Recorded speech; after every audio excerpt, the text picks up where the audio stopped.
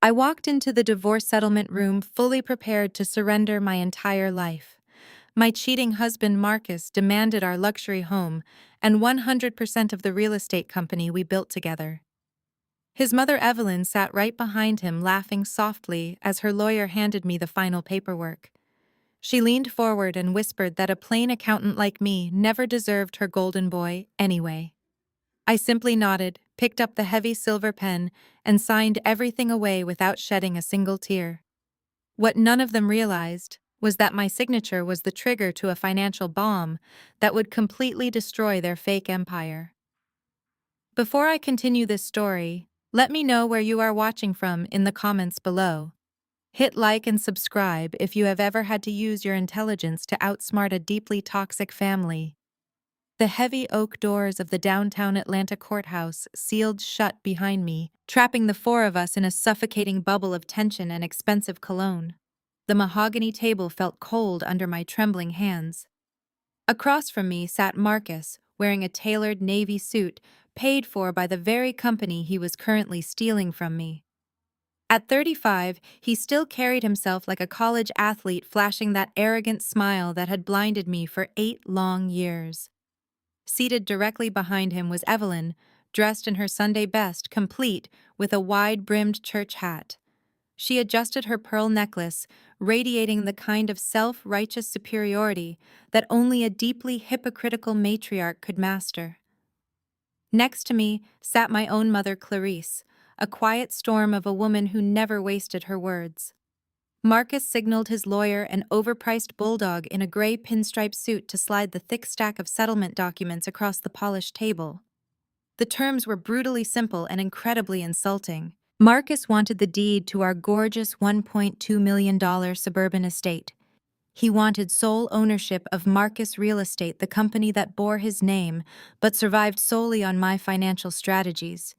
He wanted my shares, my investments, and my complete compliance. The lawyer cleared his throat, adjusting his glasses before reading the final stipulations aloud. He stated that since Marcus was the public face and primary driver of revenue, it was only fair that he retained all major assets. I stared at Marcus, searching for any flicker of guilt, any acknowledgement of the vows we took or the sacrifices I made. There was nothing, just cold calculation and a desperate need to win. "You know this is the only logical outcome," Maya Marcus said smoothly, leaning back in his leather chair. "You are just a forensic accountant. You count the money, but I am the one who brings it in. You do not have the personality or the pedigree to run a real estate empire. You should be grateful I am letting you walk away with your personal savings." I felt my chest tighten, a familiar wave of anger threatening to rise up and choke me. For years I had cleaned up his messy ledgers, managed his reckless spending, and covered up his dangerous financial habits to keep our family afloat. I was the invisible backbone of his entire operation, and he was treating me like an expendable assistant. Evelyn chuckled softly from her seat. The sound grated against my ears like nails on a chalkboard. "Listen to my son," she said, her voice dripping with condescension. "You should just sign the papers, Maya. Our family has a legacy to maintain, and Marcus needs a wife who actually complements his status, not someone who drags him down. You were never a proper fit for our circle. Go back to your spreadsheets and let the real adults handle the business." My hands shook, hovering over the signature line. The urge to fight back, to scream the truth about his constant infidelity and his staggering incompetence, burned fiercely inside my throat. I looked at the pen, paralyzed by the sheer injustice of the moment. I had dedicated my entire youth to building his dream, and now I was being discarded for a younger woman. That was when my mother Clarice reached out and placed her warm, steady hand over my trembling fingers. Her touch instantly grounded me. She did not raise her voice or cause a scene. Instead, she leaned in close, so only I could hear her words. "Give him exactly what he is asking for," she whispered softly. "Hand him the rope so he can hang himself.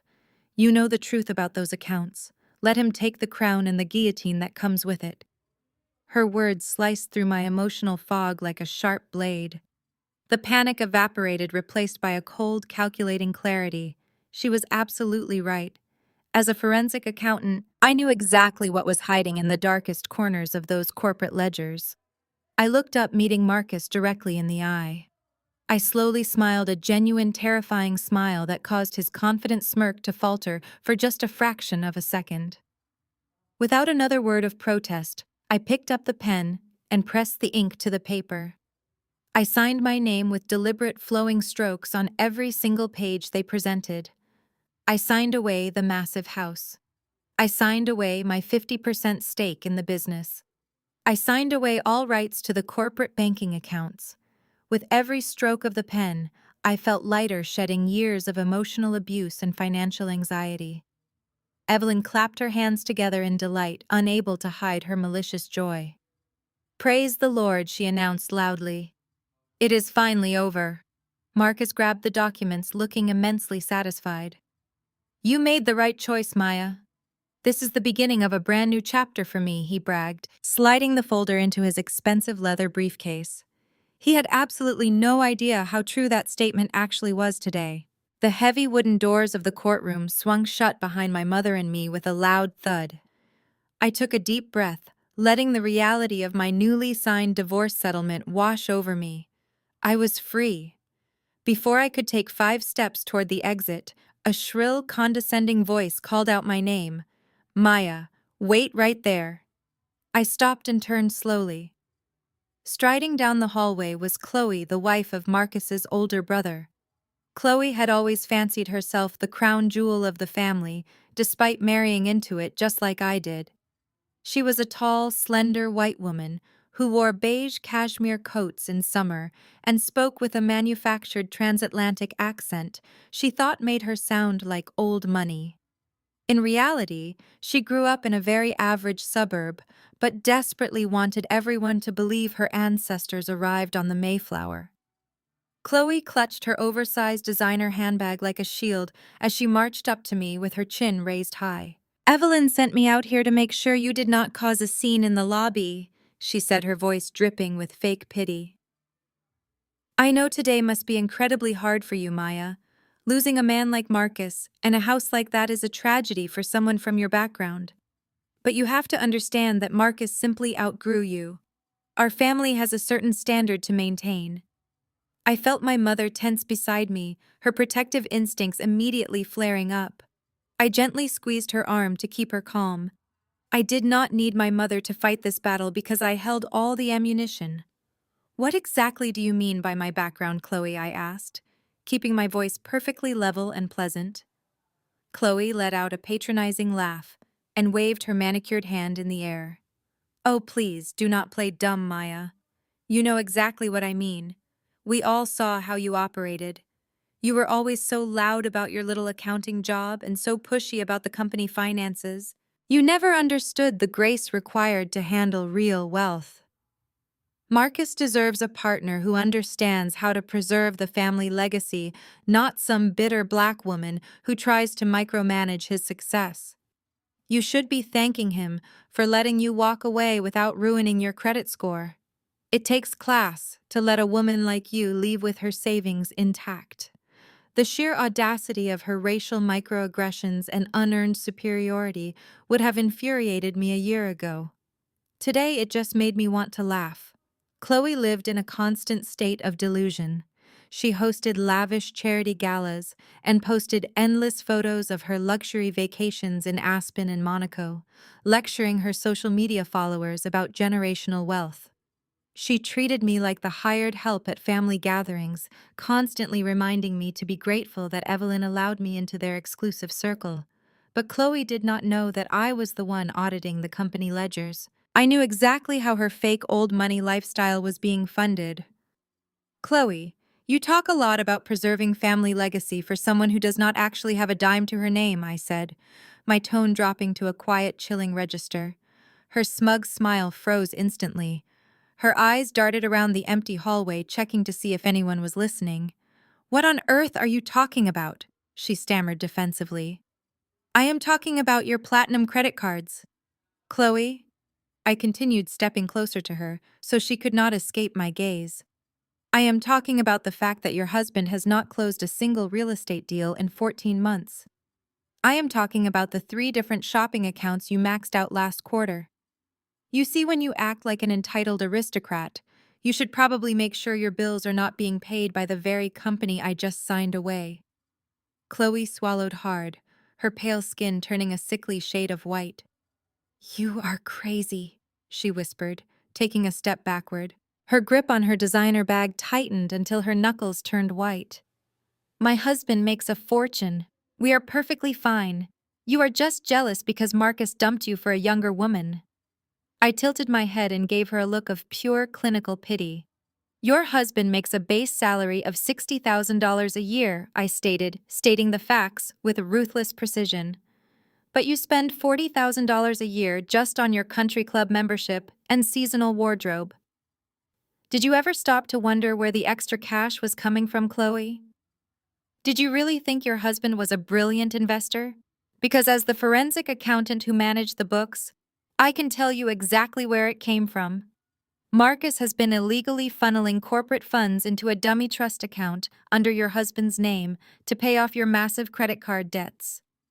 The blood completely drained from Khloe's face. She opened her mouth to speak, but no sound came out. The transatlantic accent she worked so hard to perfect completely vanished, leaving behind the terrified silence of a woman who just realized her entire identity was built on a house of cards. I took another step forward, lowering my voice to a sharp whisper. I know about the $80,000 in unpaid loans you took out to finance your kitchen renovation. I know about the heavily leveraged mortgages on your supposedly paid-off summer house. I know every single fraudulent transfer that Marcus made to keep you and your husband afloat. And Khloe, the beautiful thing about me signing away my shares today is that I am no longer legally obligated to protect those corporate secrets. You and Evelyn love to brag about your financial superiority. Let us see how superior you feel when the federal authorities start asking questions about those hidden transfers. I turned my back, leaving her trembling in the cold. My mother and I climbed into her modest sedan outside the heavy courthouse doors. The drive back to the estate I once called home was quiet, but charged with a crackling energy. Clarice did not ask about Khloe. She simply kept her eyes on the road and drove. Leaving my sister-in-law trembling felt satisfying, but my mind was already racing ahead to the final crucial task. Pulling into the circular driveway of the $1.2 million mansion, the reality of the next hour settled over me. I had exactly 60 minutes to pack up my children's bedrooms before the court order barred me from the premises. I unlocked the heavy mahogany front door. The house smelled of the expensive citrus diffusers Evelyn had insisted I buy. I walked straight up the grand curved staircase, leaving my mother in the foyer to pack up the remaining kitchen items. My focus was solely on the second floor. I walked into my son and daughter's adjoining rooms, grabbing the sturdy cardboard boxes I had staged the night before. I started folding their clothes, packing their favorite books, and securing their small childhood treasures. I was completely focused on my task until the sound of the front door swinging open echoed up the stairs. Loud, arrogant laughter drifted into the hallway. Marcus had not even waited a full hour before returning to claim his prize, and he was not alone. The sharp clicking of high heels on the hardwood floor announced the arrival of Serena. She was a luxury real estate agent who specialized in selling multi-million-dollar properties and apparently stealing husbands on the side. I kept packing, carefully wrapping my daughter's porcelain ballet dancer in bubble wrap. Heavy footsteps marched up the stairs, and suddenly Marcus and Serena appeared in the doorway of my daughter's room. Serena wore a skin-tight crimson dress, holding a digital laser measuring tape in her French manicured hand. She looked around the pastel pink room and wrinkled her nose in immediate disgust. "You definitely need to clear all of this out by 5 o'clock, Maya," Marcus said, leaning casually against the doorframe. "We have a cleaning crew coming in the morning to sanitize the carpets and paint the walls." Serena completely ignored my presence. She stepped right past me, pointing her laser measure at the wall where my daughter's bed currently sat. She pressed a button recording the dimensions on her phone. "This space is actually smaller than the floor plan stated," she complained to Marcus, her voice a sharp nasal whine. If we knock down this adjoining wall, we can expand the master suite. I need at least 400 square feet for my shoe collection and seasonal wardrobe. You cannot expect me to use that tiny closet you have now, baby. I felt my jaw clench, but I forced my facial muscles to remain entirely relaxed. This woman was standing in my little girl's bedroom, planning a shoe closet while I packed her stuffed animals. It was a level of disrespect that bordered on comical. Marcus walked over and wrapped his arms around Serena's waist, burying his face in her neck. "Whatever you want, babe," he murmured, kissing her skin right in front of me. "We have a massive renovation budget. Maya is leaving behind all the equity so we can design this house exactly how you like it." Serena turned her head and finally looked down at me as I taped a box shut. Her eyes were full of spiteful victory. "Make sure you do not scratch the baseboards when you drag those heavy boxes downstairs," she commanded, flipping her long dark hair over her shoulder. "Marcus wants to list this place eventually, and I do not want to deal with scuff marks. You really should have hired movers. But I guess you need to save every penny now that you are on your own. It must be so terrifying starting over with absolutely nothing." I stood up, wiping the dust from my jeans. I looked Serena up and down, taking in her expensive outfit and her utter lack of substance. "I am not terrified at all, Serena," I replied, my tone smooth and detached. "In fact, I feel incredibly generous today. Please measure carefully. You will want this closet to be absolutely perfect." I grabbed the box and walked past them, brushing against Marcus's shoulder. I carried the box down the hall toward the master bedroom. The master suite was exactly as I had left it this morning. I walked past the oversized king bed and headed straight for the custom-built shelving unit in the corner that housed the home network servers and the primary Wi-Fi router. I crouched down. I slid my hand behind the heavy metal casing of the router, reaching into a tiny hollow space I had carved out of the drywall 3 years ago. My fingers brushed against a small, hard plastic rectangle. I pulled it out, concealing the tiny black USB drive in the palm of my hand. I slipped it silently into the front pocket of my jeans. This drive was not just a piece of plastic. It was the financial equivalent of a nuclear warhead. This drive contained the raw accounting ledgers for Marcus Real Estate. It held every single encrypted spreadsheet, every offshore wire transfer receipt, and every piece of damning evidence regarding the $4 million federal tax evasion scheme Marcus thought I had buried for him. He thought he won the company today, but all he really won was the legal liability of a massive federal crime. I walked out of the master bedroom. Serena was already tearing down my daughter's growth chart from the doorframe, tossing it carelessly onto the floor. I watched the piece of paper flutter to the ground, holding the USB drive safely against my thigh. "Enjoy the house, Marcus," I said. I walked down the stairs, leaving them to their hollow celebration. I walked out the heavy front doors for the last time and joined my mother in the driveway. We loaded the final boxes into the trunk of her sedan. We drove in silence for a few miles before she finally spoke. "Where to now, Maya?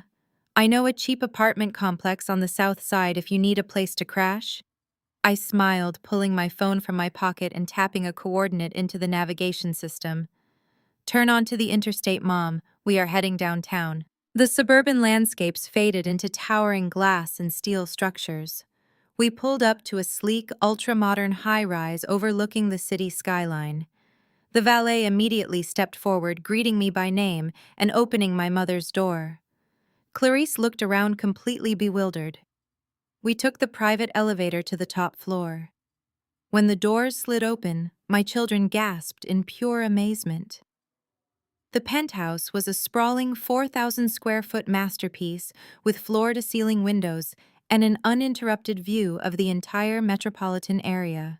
"Maya," my mother breathed, her eyes wide as she took in the gleaming marble countertops and the custom velvet furniture. "How in the world did you afford this?" I walked over to the kitchen island, tracing the cool stone with my fingertips. Marcus thought I was just a woman who pushed papers. He forgot that I managed every single dollar that flowed through his accounts. Over the past 3 years, my consulting firm secured major contracts. I bought this penthouse in cash 6 months ago through an anonymous LLC. Marcus and his family wanted to see me broken and destitute on the streets. They have no idea I have been operating on a completely different level. I showed the children to their new bedrooms. The spaces were brightly lit and fully furnished. There was no need for Serena to measure anything here. My son and daughter immediately began unpacking their toys, their anxiety erased by the sheer excitement. My mother sat on the plush living room sofa, shaking her head in shock.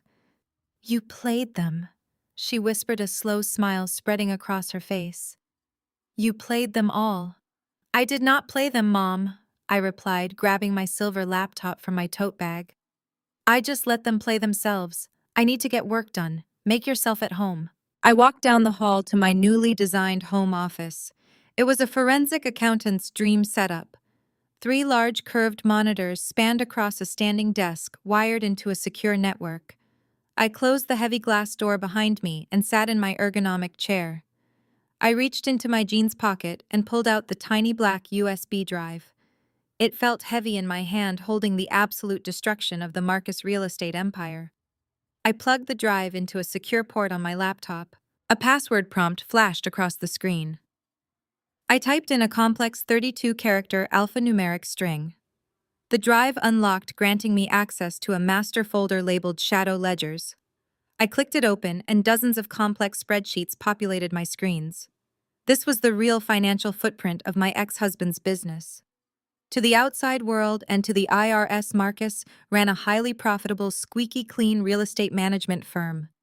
But the shadow ledgers told the brutal, unfiltered truth. For the past 7 years, Marcus had systematically skimmed money off the top of every major commercial property deal.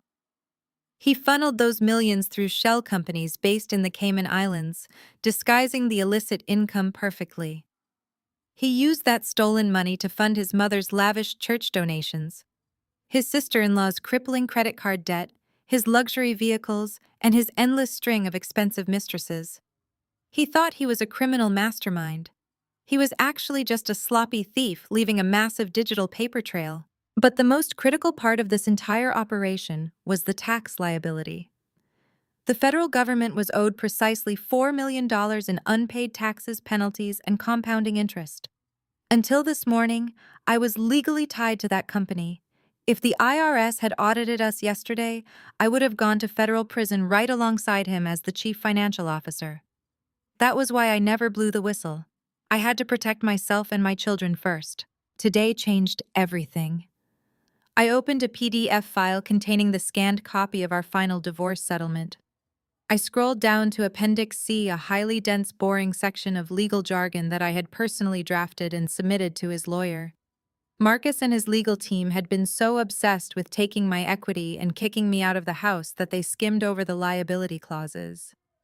The clause explicitly stated that by accepting 100% ownership and total controlling interest of Marcus real estate, the sole proprietor assumed full, unmitigated legal and financial responsibility for any and all undeclared debts, tax discrepancies, and federal liabilities incurred from 2018 to the present date. I smiled, watching the cursor blink on the screen. Marcus had spent the morning laughing at me, thinking he had stripped me of my wealth.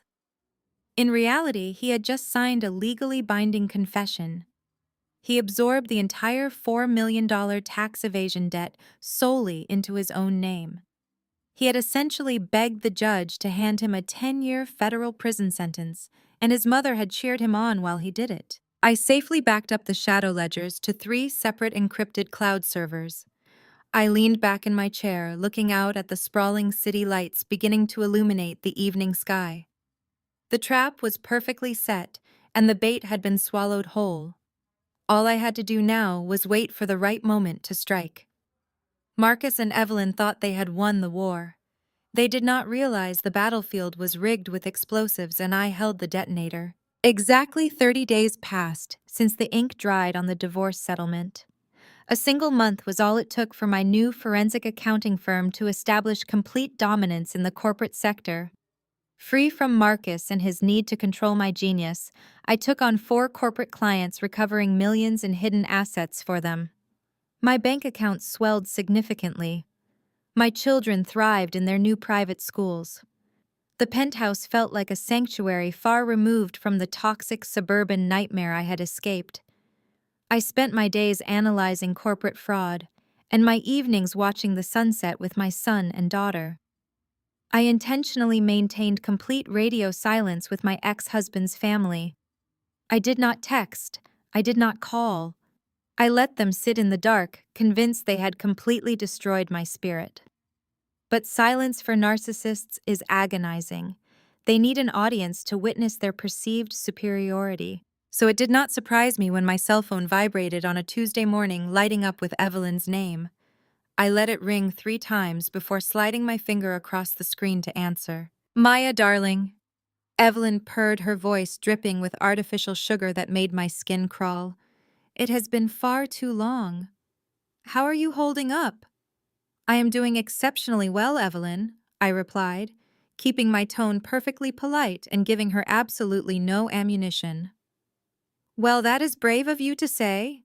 She sighed loudly, ensuring her fake pity translated clearly over the connection. "We have all been so terribly worried about you. Starting over with nothing but a few suitcases must be a harsh reality check for a woman your age. But family is family, Maya. Thanksgiving is this Sunday, and the Lord has placed it on my heart to extend an olive branch. I want my grandchildren to experience a proper holiday feast. It would be a shame for them to eat processed turkey in whatever tiny apartment you manage to rent." I smiled, staring at the reflection of my sprawling marble kitchen.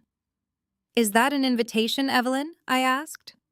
"Yes," she declared, her tone shifting to a commanding, matriarchal cadence. "Marcus and Serena will be hosting at the estate. I insist you bring the children. It will be good for you to see how well everyone is doing without you. The healing process requires acceptance, Maya. You need to see that Marcus has moved on beautifully." I knew exactly what this was. This was not an olive branch. It was a firing squad. Evelyn wanted to parade Marcus and his new life in front of me to watch me break down. She wanted to cement her victory. "I would be absolutely delighted to attend, Evelyn," I said smoothly. "We will see you at 4, exactly." I hung up the phone and laughed aloud. They were practically begging me to come and witness their impending doom. The following Sunday, I prepared for the dinner with the precision of a general dressing for battle. I did not wear the muted conservative colors Marcus used to demand I wear to blend into the background. Instead, I chose a striking emerald green designer dress that fit flawlessly, paired with a classic trench coat and Italian leather heels. I styled my hair perfectly and applied a bold crimson lipstick. I looked exactly like what I was, a powerful, wealthy woman who owned every room she walked into. I dressed my children in crisp, tailored autumn outfits. They looked immaculate. As we rode the private elevator down to the parking garage, I reminded them to be polite and to stay close to me. They were excited to see their grandmother, completely unaware of the toxic undercurrents defining this holiday gathering. We climbed into my new car, purchased with clean, legitimate money, and merged onto the highway toward the suburbs. The drive felt different this time. I was no longer a captive returning to a miserable existence. I was an auditor stepping onto a crime scene. We pulled into the familiar circular driveway of the sprawling estate right on time. The manicured lawns were covered in a light layer of golden autumn leaves, but my eyes immediately locked onto the gleaming piece of machinery parked directly in front of the grand entrance. It was a brand new custom-ordered Mercedes SUV, polished to a mirror shine with a red velvet bow strapped to the hood. It was the ultimate display of tasteless wealth, designed specifically to make me feel inadequate. I stared at the luxury vehicle and did the math in my head instantly. That specific model, fully loaded, retailed for at least $180,000. Marcus had purchased it for Serena. I knew exactly which offshore account he had drained to buy it. He had pulled the funds from a dummy corporation registered in Delaware, an account currently red-flagged in the shadow ledgers, sitting on my hard drive. He was driving around in stolen federal tax dollars, parading it as a trophy of his real estate success. I unbuckled my seatbelt and stepped out of my car, my heels clicking sharply against the pavement. The heavy wooden front door swung open before I even reached the porch steps. Serena stood in the doorway, wearing a tight beige dress and holding a crystal champagne flute. She leaned against the doorframe wearing a smug grin as her eyes swept over my emerald dress. She tried to hide her surprise, but her grip on the glass tightened. "Welcome to our home," Maya Serena sneered, emphasizing the word "our" with deep satisfaction. "Marcus wanted me to show you my new car, but I see you already noticed it. Try not to scratch the paint when you walk past." I smiled, offering her a look of pure clinical amusement. "It is a stunning vehicle, Serena," I replied, stepping past her into the grand foyer. "You should enjoy every single second you get to drive it." I walked into the house, completely unbothered, ready to watch them burn. The grand foyer opened into the expansive dining room where the holiday feast was laid across a massive mahogany table. The room was packed with family and prominent members of Evelyn's church congregation. She intentionally invited her prayer circle to witness my humiliation. Crystal chandeliers cast a warm glow over the roasted turkey, but the atmosphere instantly froze the moment I stepped inside. Evelyn stood at the head of the table, holding a glass of sparkling cider. Seeing my tailored emerald dress and undeniable confidence, her eyes widened. She quickly masked her surprise with a tight smile. "Maya, you actually came," she announced, her voice booming to ensure the room stopped to watch us. We were discussing how difficult it must be for a single mother during the holidays. "I placed you at the far end of the table where you can have quiet space to reflect." She seated my children near Marcus and Serena at the center, while my place cards sat at the edge near the swinging doors. It was physical exile. I simply nodded, walking gracefully to my corner. I took my seat, unfolding the linen napkin on my lap. I was perfectly content to sit on the margins, watching the entire crowded room. As the guests took their seats and plates were passed, Evelyn wasted no time launching into her orchestrated performance. She raised her glass, tapping it lightly with a silver spoon. "I want to give thanks today for the incredible blessings the Lord has poured over my son," she declared, her voice echoing off the vaulted ceilings. "Marcus has faced so many trials this year, overcoming obstacles that would have broken a lesser man. But look at him now. The real estate market is volatile, yet his company is breaking revenue records.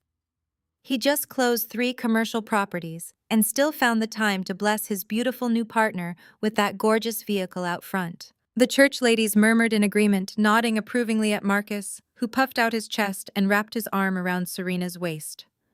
Evelyn turned her gaze directly toward my corner of the table, her eyes narrowing with malicious intent. "It takes a visionary to run a true empire," she continued, making sure every word carried across the dining room. "It requires bold leadership and a risk-taking mentality. Some people only know how to count pennies and organize spreadsheets. They possess a small-minded mentality that ultimately drags a successful man down. A visionary cannot be anchored to a clerk who lacks ambition. We are just so incredibly blessed that Marcus finally shed the dead weight holding back his absolute potential." Several guests shifted uncomfortably in their chairs, shooting quick glances in my direction. I calmly sliced a piece of roasted turkey and took a deliberate bite, chewing slowly. The meat was dry, but the irony was delicious. Evelyn was standing in a house funded by tax fraud, praising a man who could not balance a basic checkbook and calling me deadweight. Seeing that her insults failed to provoke a reaction from me, Khloe decided to join the offensive. She sat across from me wearing a pearl choker and a beige cashmere sweater, swirling her wine glass with exaggerated elegance. "Maya, I really hope you are taking notes on how Marcus handles his assets," Khloe said, projecting her voice over the clinking of silverware. "Now that you are managing your own finances on a much smaller scale, you need to be careful. Budgeting is incredibly difficult for people who are not accustomed to handling wealth. If you need any advice on how to build a basic credit profile, my husband and I would be happy to point you towards some entry-level banking resources." I looked up from my plate, locking eyes with Khloe. The sheer delusion required for her to offer me financial advice was staggering. I knew exactly what her credit profile looked like. I knew about the $80,000 in high-interest debt she was hiding from her social circle. I knew her luxury lifestyle was a carefully constructed lie funded by the very company Marcus was driving into the ground. That is incredibly generous of you, Khloe, I replied, my voice calm and pleasant, carrying effortlessly over the quiet dining room. I will be sure to ask you for guidance if I ever find myself drowning in $80,000 of unsecured credit card debt, or if I need to take out a high-interest loan to pay for a kitchen renovation. But right now my personal ledgers are perfectly balanced. Khloe choked on her wine. She coughed violently, her face turning a bright, splotchy red as she slammed her glass onto the table. The church ladies exchanged confused whispers. Marcus glared at me from the center of the table, his jaw clenching with suppressed rage, but he did not dare say a word. He knew I had access to their financial skeletons, and he was terrified I would expose them all right there in front of his mother's elite friends. I returned my attention to my meal, cutting a piece of sweet potato pie. The tension in the dining room was so thick, it was almost suffocating. Evelyn quickly tried to change the subject, launching into a loud story about her upcoming church fundraiser, but the damage was done. The seed of doubt had been planted in the minds of her guests. I sat quietly in my isolated corner, sipping my sparkling water and watching the clock on the wall. I did not need to scream or defend my capabilities. I did not need to prove my worth to a room full of arrogant hypocrites. I knew exactly what was currently moving through the federal mail system, and I knew exactly when it was scheduled to arrive. The trap was fully set. I just had to sit back, enjoy the dry turkey, and wait for the heavy metal jaws to snap shut. The antique grandfather clock in the hallway chimed 5 times, signaling the early evening. Just as the final chime faded, a sharp, heavy knocking echoed from the front door. The sound cut through the low hum of dinner conversation. Evelyn frowned, placing her crystal glass on the table. She gestured to the hired catering staff, but Marcus stood up, waving them off. He wanted to play the man of the house for his audience. "I will handle it," he announced, adjusting his expensive suit jacket and marching toward the foyer with Serena trailing closely behind him. The dining room fell relatively quiet as guests strained their necks to see who would dare interrupt Evelyn's perfect Thanksgiving feast. I took another slow sip of sparkling water, my eyes fixed firmly on the arched doorway leading to the entrance. Through the open archway, I watched Marcus swing the heavy mahogany door open. Standing on the porch was a uniformed federal courier holding a thick brown envelope secured to a clipboard. The courier did not smile. "Are you Marcus Vance, the sole proprietor and chief executive officer of Marcus Real Estate?" The courier asked, his voice loud enough to carry directly into the dining room. Marcus puffed out his chest, looking back to ensure his mother and her church friends were listening. "Yes, I am the sole owner," he declared proudly. "How can I help you?" The courier extended the clipboard and a pen. "I need your direct signature for a certified delivery from the Internal Revenue Service and the Department of the Treasury." The phrase "Internal Revenue Service" landed in the grand foyer like a lead weight. The polite murmurs in the dining room vanished instantly. Khloe froze with a forkful of stuffing halfway to her mouth. Evelyn stood up from her chair, her perfectly manicured hands gripping the edge of the table. "What is this about Marcus?" she called out, her voice tight with sudden anxiety. Marcus snatched the pen and scribbled his name onto the digital pad. "It is probably just a routine corporate tax return confirmation," he said, attempting to sound dismissive. He took the thick brown envelope from the courier, who immediately turned and walked away without another word. Marcus closed the door and tore open the top of the envelope. He pulled out a dense stack of papers stamped with the imposing seal of the federal government. I watched his eyes scan the first page. The transformation was instantaneous and beautiful. The arrogant swagger completely drained from his body. His broad shoulders slumped, and his hands began to tremble so violently that the papers rustled audibly. The tan color of his skin faded into an ashen gray. He flipped to the second page, his eyes darting back and forth across the dense legal paragraphs. Serena peeked over his shoulder, her brow furrowing as she tried to read the complex financial terminology. "What does it say, baby?" she asked, touching his arm. Marcus jerked away from her touch as if he had been burned. "Marcus, what is going on?" Evelyn demanded, stepping out of the dining room and into the foyer. Marcus looked up, his eyes wide and terrified. "It is an emergency asset freeze," he whispered, his voice cracking. "They are initiating a comprehensive federal audit. They are freezing all the corporate bank accounts, the investment portfolios, and the personal holdings tied to the company. They are demanding immediate access to 7 years of financial records." Evelyn gasped, clutching her pearl necklace. "A federal audit?" She repeated, her voice shrill. "But your business is thriving. We just told everyone how blessed you are. You must call your accountant tomorrow and sort out this misunderstanding." Marcus did not look at his mother. His terrified gaze locked directly onto me, sitting calmly in my corner seat. He crumpled the federal notice in his fist and stormed back into the dining room, his heavy footsteps shaking the floorboards. "You did this," he screamed, pointing a trembling finger at my face. "You handled all the corporate taxes, Maya. You filed the returns. What did you do to my company?" The church ladies gasped, clutching their napkins in shock. Khloe pushed her chair back, trying to distance herself from the sudden explosion. Serena stood in the doorway, her eyes darting between Marcus and me. I carefully set my fork down and wiped the corners of my mouth with my linen napkin. I stood up, smoothing the front of my emerald dress. I looked at Marcus with absolute clinical detachment. "I did not do anything to your company, Marcus," I replied, my voice echoing clearly through the dead silent room. "I simply organized the numbers you gave me." "But as you so proudly announced in divorce court, you are the visionary. You are the sole driver of revenue. You are the one who funneled millions of dollars through shell companies in Delaware to buy luxury cars and fund illegal trusts."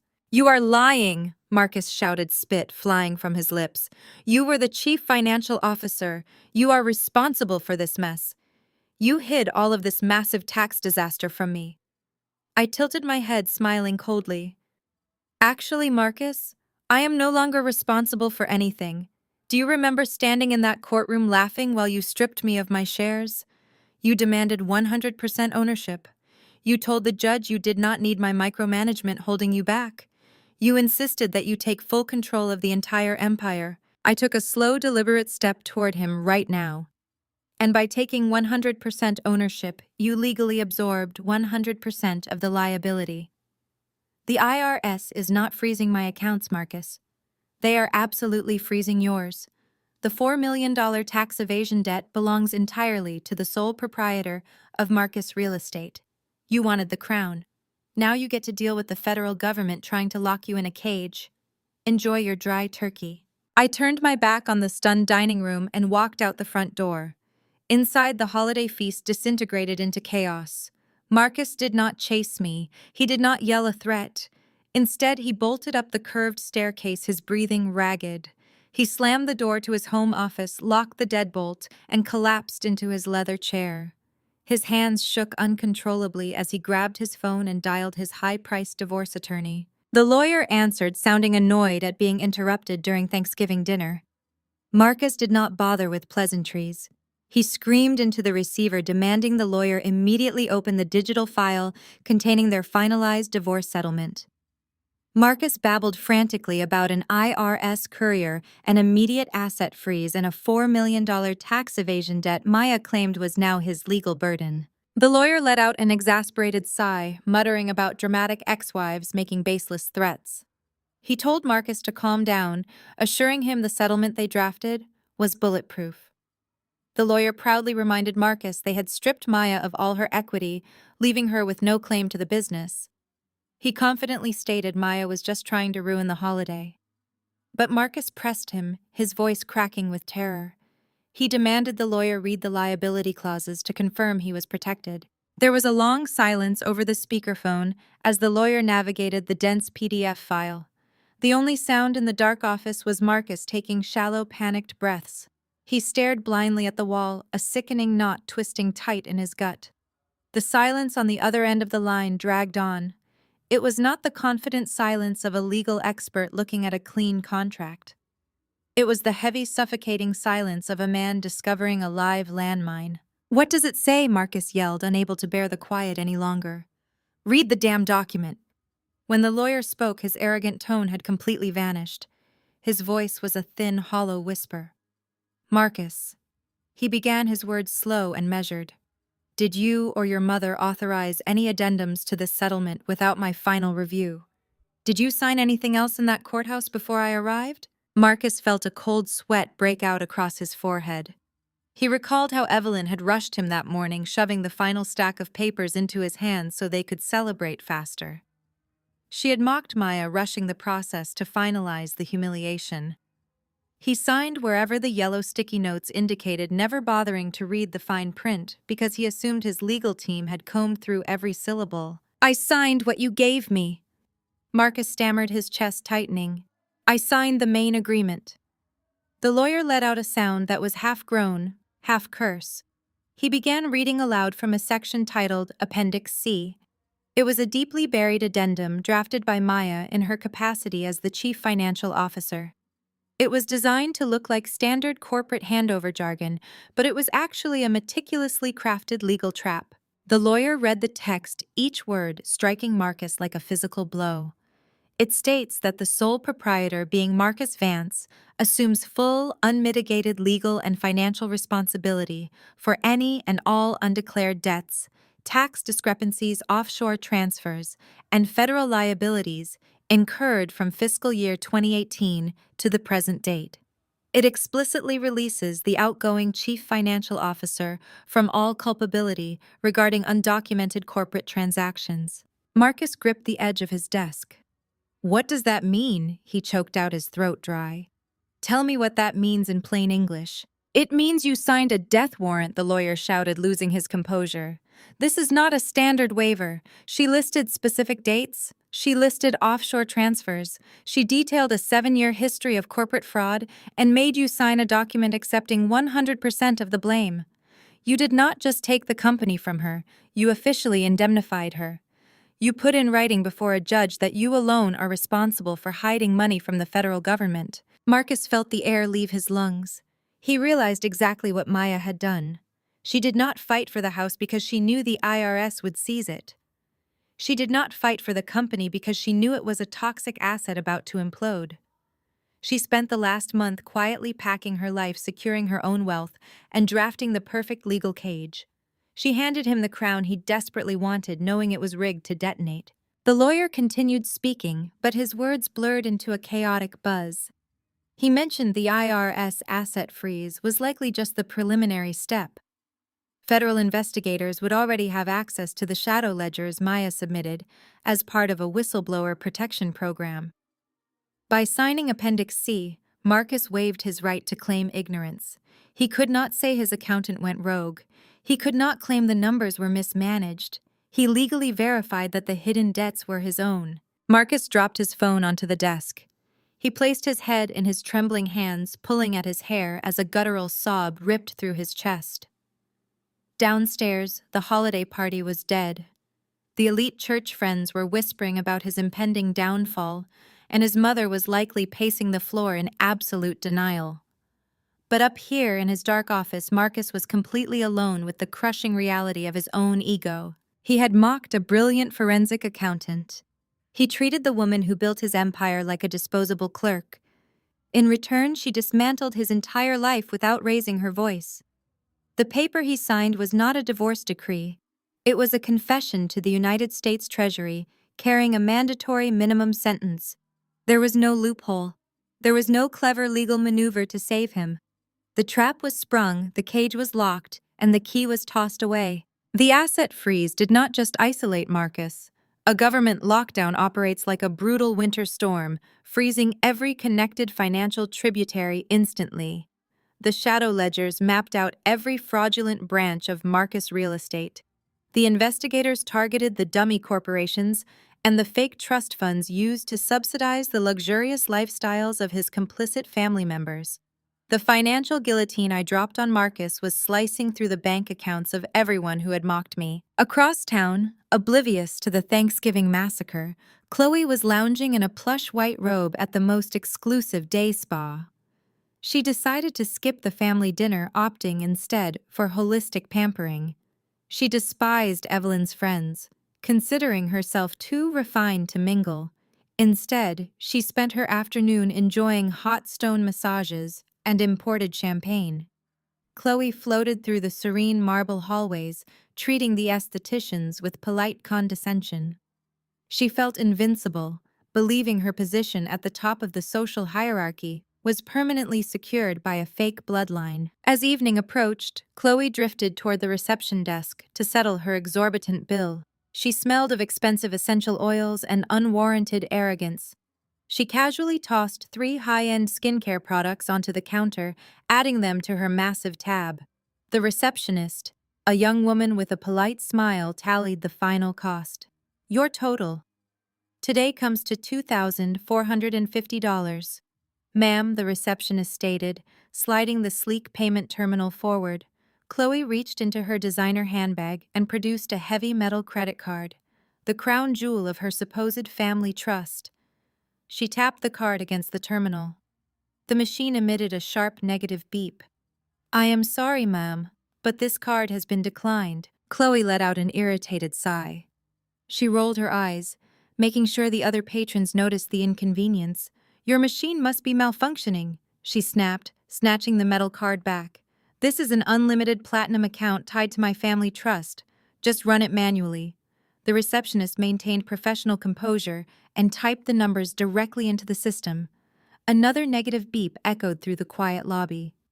Declined again, ma'am, the receptionist said, her voice lowering slightly to preserve Khloe's dignity. Do you have another form of payment? Khloe felt a tiny flicker of annoyance. She pulled out a second premium rewards credit card and shoved it into the chip reader. The terminal flashed a bright red error message. Account frozen. The annoyance ignited into genuine panic. Khloe stared at the red text on the screen, her heart skipping a beat. She dug into her purse, pulling out a third card, then a fourth. She tried a joint debit card and a retail credit line. Every single piece of plastic she possessed was rejected. The machine spat out the same terrifying message over and over. Account frozen. The polite smile on the receptionist's face vanished, replaced by guarded suspicion. The spa manager stepped out from the back office, noticing the commotion. A line of affluent women formed behind Khloe, watching her with thinly veiled amusement. The illusion of Khloe's old money status was unraveling right there. I need to make a phone call, Khloe stammered, her face burning with intense humiliation. She grabbed her phone with shaking hands and stepped away from the desk, retreating to a corner near a fountain. She dialed her husband, her fingers clumsy and frantic. He was supposed to be at the Thanksgiving dinner with Marcus and Evelyn. The phone rang endlessly before he finally picked up. His voice did not sound like the relaxed, entitled man she had married. He sounded like a man standing on the edge of a cliff. Answer your phone, Khloe hissed, keeping her voice low so the women could not hear. My cards are all declining. Call the trust manager immediately and fix this. I am looking like an absolute fool. Her husband let out a wretched sound that chilled Khloe to the bone. There is no trust manager, Khloe. He choked out, his voice breaking. There is no family trust. The blood drained from Khloe's face. What are you talking about? She demanded, her grip on the phone tightening. What do you mean there is no trust? You told me your grandfather set up those accounts. He let out a bitter, sobbing laugh. I lied, Khloe. We all lied. The money came from Marcus. He was funneling corporate funds into a dummy account under my name to pay off your massive credit card bills. He kept us afloat because you refused to stop spending. Khloe leaned against the cold marble wall, her legs suddenly unable to support her weight. The transatlantic accent she worked so hard to maintain shattered. You are telling me we are broke, she whispered, her vision blurring. We are worse than broke, her husband cried. The IRS served Marcus at dinner. They are auditing the entire company. The feds froze everything. They found the dummy accounts and the offshore transfers. Maya knew everything. Khloe. She was the forensic accountant. She tracked every single stolen dollar Marcus sent us. She signed away her shares today, so the federal government could raid the company without touching her. She trapped us. We have nothing left, and we might go to federal prison for receiving stolen corporate funds. The phone slipped from Khloe's hand, clattering against the floor. She stood completely paralyzed in her expensive white robe, surrounded by the luxurious lifestyle she falsely claimed as her birthright. The spa manager approached her holding the unpaid invoice with a stern, unforgiving expression. The other patrons stared openly, judging the woman who always looked down on everyone else.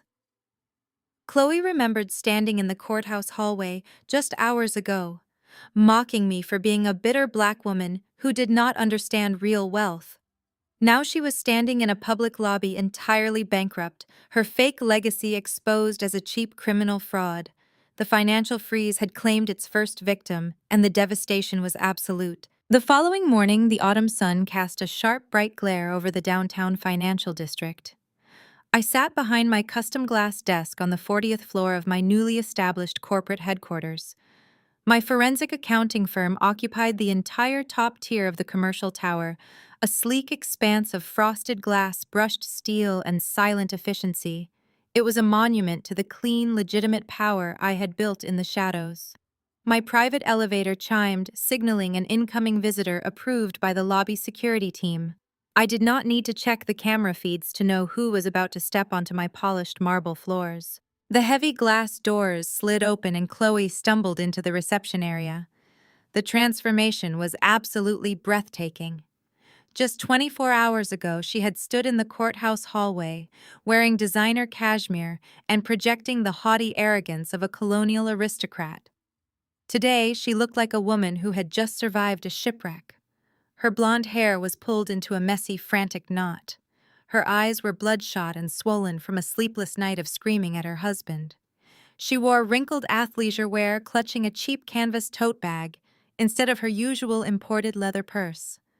The old money facade was entirely gone, ripped away by the brutal reality of federal asset seizure. "Maya, please, you have to talk to me," Khloe cried out, her voice cracking as she rushed past my executive assistant.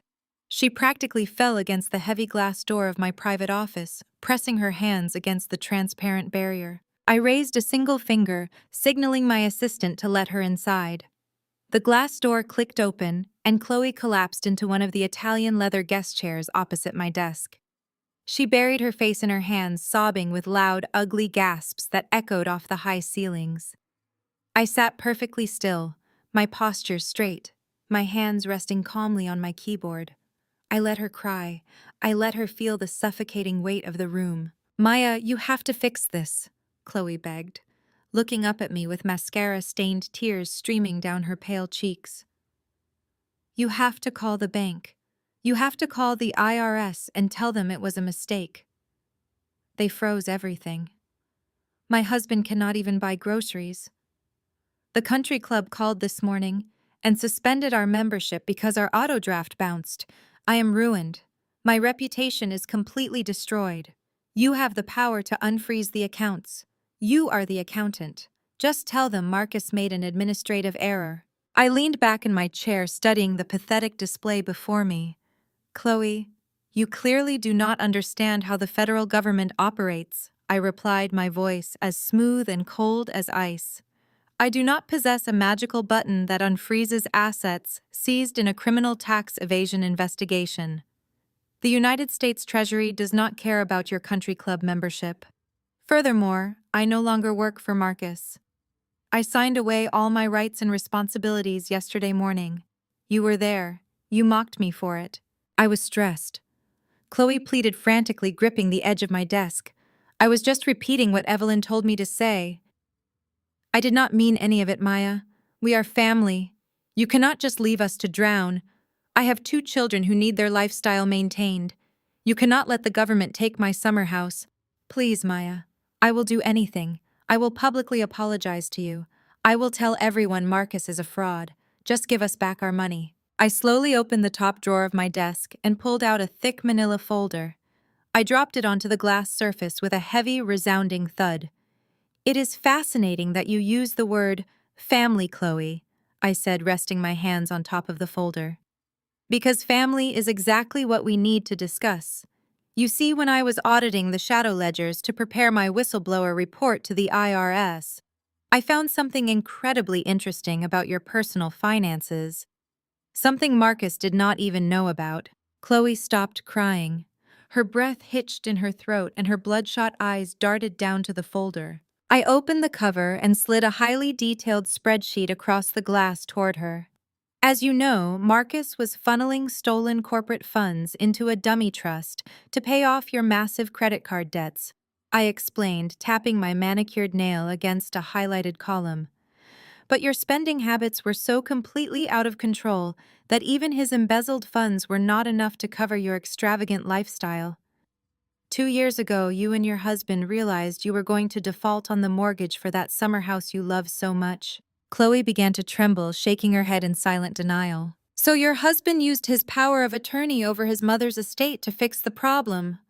I continued, my voice dropping to a lethal whisper. You and your husband quietly drained $400,000 from Evelyn's private retirement accounts. You forged her signature on the withdrawal authorizations. You falsified the quarterly statements she received in the mail. You stole the life savings of the very woman who constantly praises you as the perfect daughter-in-law. You bought designer handbags and threw lavish parties using the money Evelyn intended to use for her twilight years. No! Khloe gasped, covering her mouth with her trembling hands. No, you cannot prove that. Marcus handled the transfers. Marcus handled the corporate theft, I corrected sharply. But this specific crime was executed entirely by you and your husband. I have the wire transfer logs. I have the forged authorization forms bearing your digital fingerprint. I have the IP addresses proving the transfers were initiated from your home network. You did not just spend stolen money, Khloe. You actively embezzled from your own mother-in-law. I leaned forward, bringing my face inches from hers. Evelyn is currently sitting in her house blaming me for the federal raid. She thinks Marcus is a victim. But what do you think Evelyn will do when she realizes her golden boy is going to prison and her favorite daughter-in-law stole her entire retirement fund? Evelyn is a vicious, vindictive woman. When she finds out she is penniless because of your shopping addiction, she will not just disown you. She will demand the district attorney press criminal charges against you and her own son. Khloe let out a whimpering, pathetic sound. She slid out of the leather chair and dropped to her knees on my polished marble floor. She clasped her hands together in a desperate posture of prayer. Maya, I am begging you, she sobbed, her voice hoarse and broken. Do not tell Evelyn. Please do not give her these files. She will destroy me. She will take my children. I will go to jail. I will do whatever you want, Maya.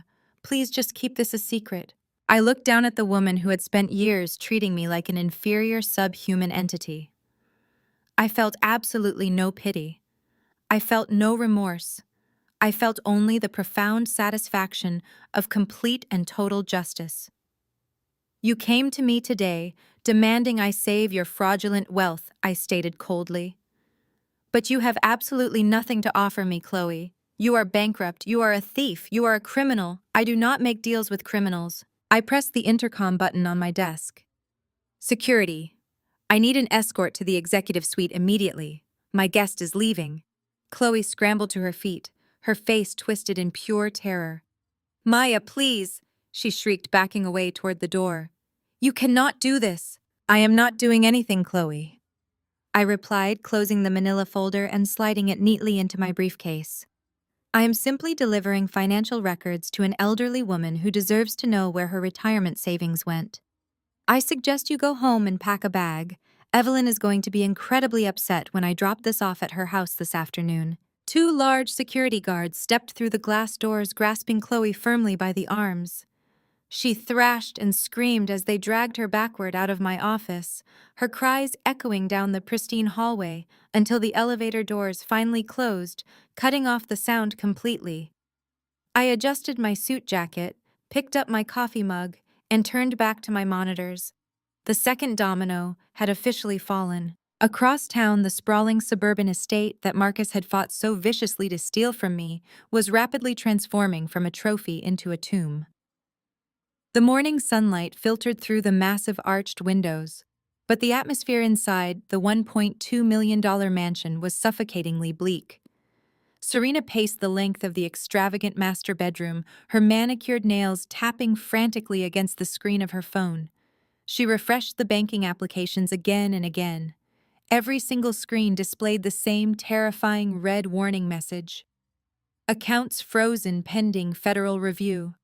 The reality of the situation crashed over her with brutal clarity.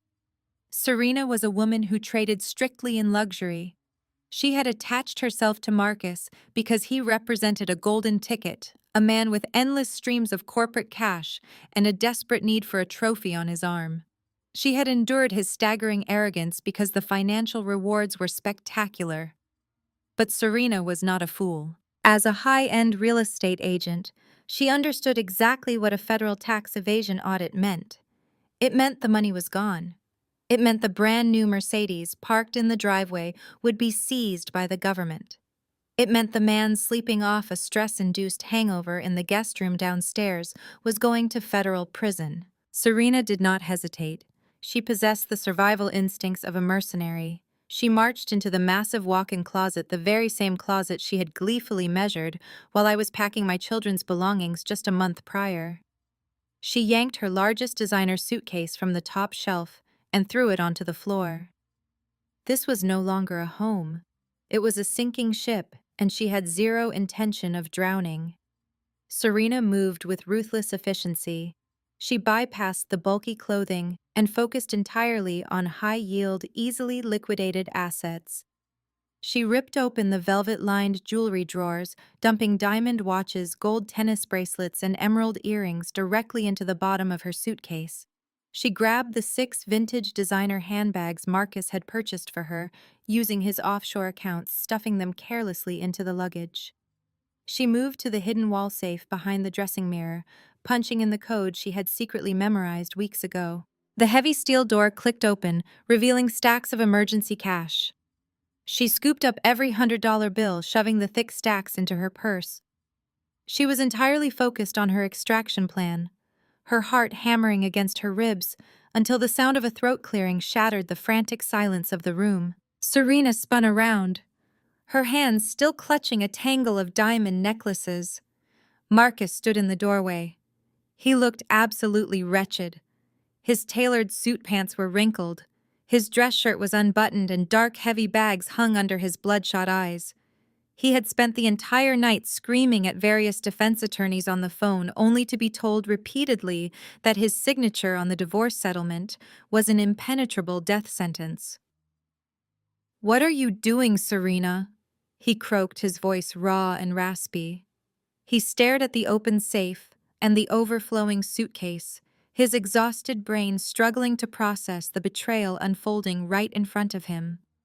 "I am leaving Marcus," she stated flatly, not bothering to offer a single excuse or apology. She tossed the necklaces into her bag and reached for the zipper. "The federal agents are going to raid this house any day now. I am not sticking around to be collateral damage." Marcus blinked, taking a slow, unsteady step into the closet. "You cannot leave me," he stammered, raising a trembling hand. "We are in this together, baby. We can fight this. My lawyers are going to find a loophole. I just need you to stand by me while I sort this out. I am still the chief executive officer of a multi-million-dollar empire. We will bounce back." Serena let out a sharp, barking laugh that echoed painfully off the custom cabinetry. "You are not a chief executive officer, Marcus." She mocked, her voice dripping with absolute venom. "You are a glorified mascot who just signed his own arrest warrant. Do not insult my intelligence. We both know you did not build that empire. You could not even read a profit and loss statement without Maya holding your hand and pointing at the numbers." Marcus flinched as if she had slapped him across the face. "Shut up," he growled, his face flushing with defensive rage. "I made the deals. I brought in the clients. Maya was just a glorified calculator." Serena zipped her suitcase shut with a harsh, decisive rip. "Maya was the genius keeping you out of jail," she shot back, stepping right into his personal space. "Everyone in the industry knew it. You were just a handsome idiot in a nice suit. She ran the entire operation. She hid your sloppy mistakes. She built the wealth you used to buy me. And the second you pushed her out, your entire fake kingdom collapsed in 30 days. You are nothing without her brain, Marcus. Absolutely nothing. Marcus raised his hands, stepping forward to physically block her path. Serena did not flinch. She locked eyes with him, her expression turning lethal. "Move out of my way right now," she warned, her tone razor-sharp. "If you touch me, I will march straight down to the federal prosecutor's office and hand them a detailed list of every single luxury purchase you made with stolen corporate funds. I will gladly testify against you for full immunity." Marcus froze. The last shred of his towering ego crumbled into dust. He slowly lowered his hands and stepped aside, completely defeated. Serena grabbed the handle of her heavy suitcase and rolled it right past him. She marched down the grand staircase, her heels clicking sharply against the hardwood, sounding exactly like the ticking clock of his impending doom. The heavy mahogany front door slammed shut behind her, echoing through the massive empty mansion. Marcus was finally left with exactly what he fought so hard to win. He had the huge house, the fancy title, and absolutely no one left to save him. Marcus stood in the cavernous foyer, silence pressing against his eardrums. He looked at the sweeping staircase and pristine hardwood floors. This was the fortress he fought so ruthlessly to steal from me. Now it felt like a polished mausoleum. He walked toward the kitchen, reaching for a bottle of expensive bourbon on the granite counter. He did not bother with a glass. He took a long, burning swallow, trying to numb the crushing reality of his doom. Outside, the quiet suburban morning was shattered by the screech of heavy tires. Marcus froze the bottle halfway to his mouth. Slamming car doors echoed up the driveway. He stumbled toward the front window, peering through the sheer curtains. A fleet of black tactical SUVs blocked his driveway, boxing in his empty garage. Men and women wearing dark windbreakers with bold yellow lettering swarmed the manicured lawn. The letters spelled out FBI and IRS, criminal investigation. Before Marcus could process the visual, thunderous knocks rattled the solid mahogany front door. Marcus Vance opened the door immediately. "This is the Federal Bureau of Investigation. We have a warrant for the seizure of this property." Marcus dropped the bourbon bottle. It shattered against the tile, splashing amber liquid across the kitchen floor. His legs felt like lead as he stumbled backward. The knocking intensified, followed by the metallic clanking of a breaching ram. Marcus stumbled to the entryway, his hands trembling violently as he fumbled with the deadbolt. The moment the lock clicked, the door was violently pushed open. A dozen agents flooded the grand foyer, their boots tracking dirt across the immaculate rugs Evelyn had meticulously chosen. They moved with terrifying efficiency, fanning out across the first floor and charging up the staircase. Marcus was backed against the wall, an agent patting him down for weapons before handing him a stack of warrants. "You need to vacate the premises immediately," the lead agent stated, his voice devoid of emotion. "This property and all assets within is seized by the United States Treasury for a tax evasion investigation." Marcus tried to speak, but his vocal cords refused to cooperate. He watched helplessly as agents began placing bright red evidence tags on his expensive leather sofas, the custom dining table, and the antique grandfather clock. Two agents carried out boxes of files from his home office, the exact files I left behind because I already possessed the digital shadow ledgers. They were dismantling his fabricated empire piece by piece. He was escorted roughly out the front door and down the porch steps. The cold morning air hit his face, but he barely registered the temperature. He stood on the edge of his own driveway, watching an agent stretch thick yellow crime scene tape across the massive stone pillars of the front gate.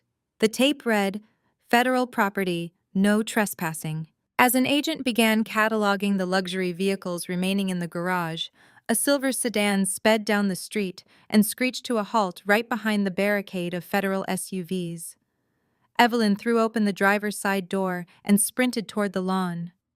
She had likely received a frantic call from Khloe about the frozen accounts and rushed over to demand answers from her golden boy. Instead, she arrived to find a federal raid in full swing. Evelyn stopped dead in her tracks, her church hat slightly askew, her designer handbag slipping from her shoulder to the grass. She stared at the yellow tape, the armed agents, and her son standing helplessly on the curb. "Marcus," she shrieked, her voice cracking with raw panic. "What is happening? Who are these people?" "Mom, you need to step back," an agent warned, holding up a hand to block her path. This is an active federal asset seizure. Evelyn ignored the agent pushing her way onto the lawn. She lunged toward Marcus, grabbing his wrinkled dress shirt. "Tell them they have the wrong house," she screamed, shaking him. "Tell them who you are. We are upstanding citizens. I am the president of the Church Ladies Auxiliary Board. You cannot do this to us. We have a reputation to maintain." Marcus just stared blankly at the grass, completely broken. He could not look his mother in the eye. He could not tell her that the reputation she prized above all else was built on stolen money. The commotion on the front lawn was impossible to ignore. Doors opened up and down the exclusive suburban street. Neighbors stepped out onto their porches holding their morning coffees.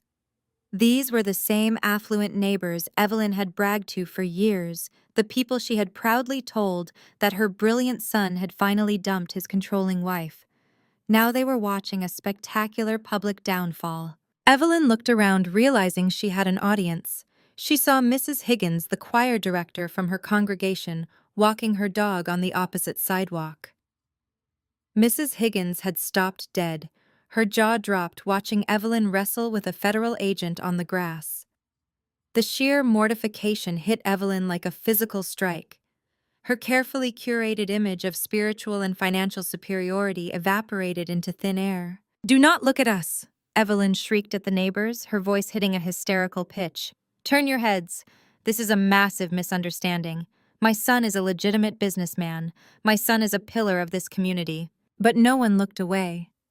The neighbors whispered to one another, pulling out their phones to record the magnificent spectacle.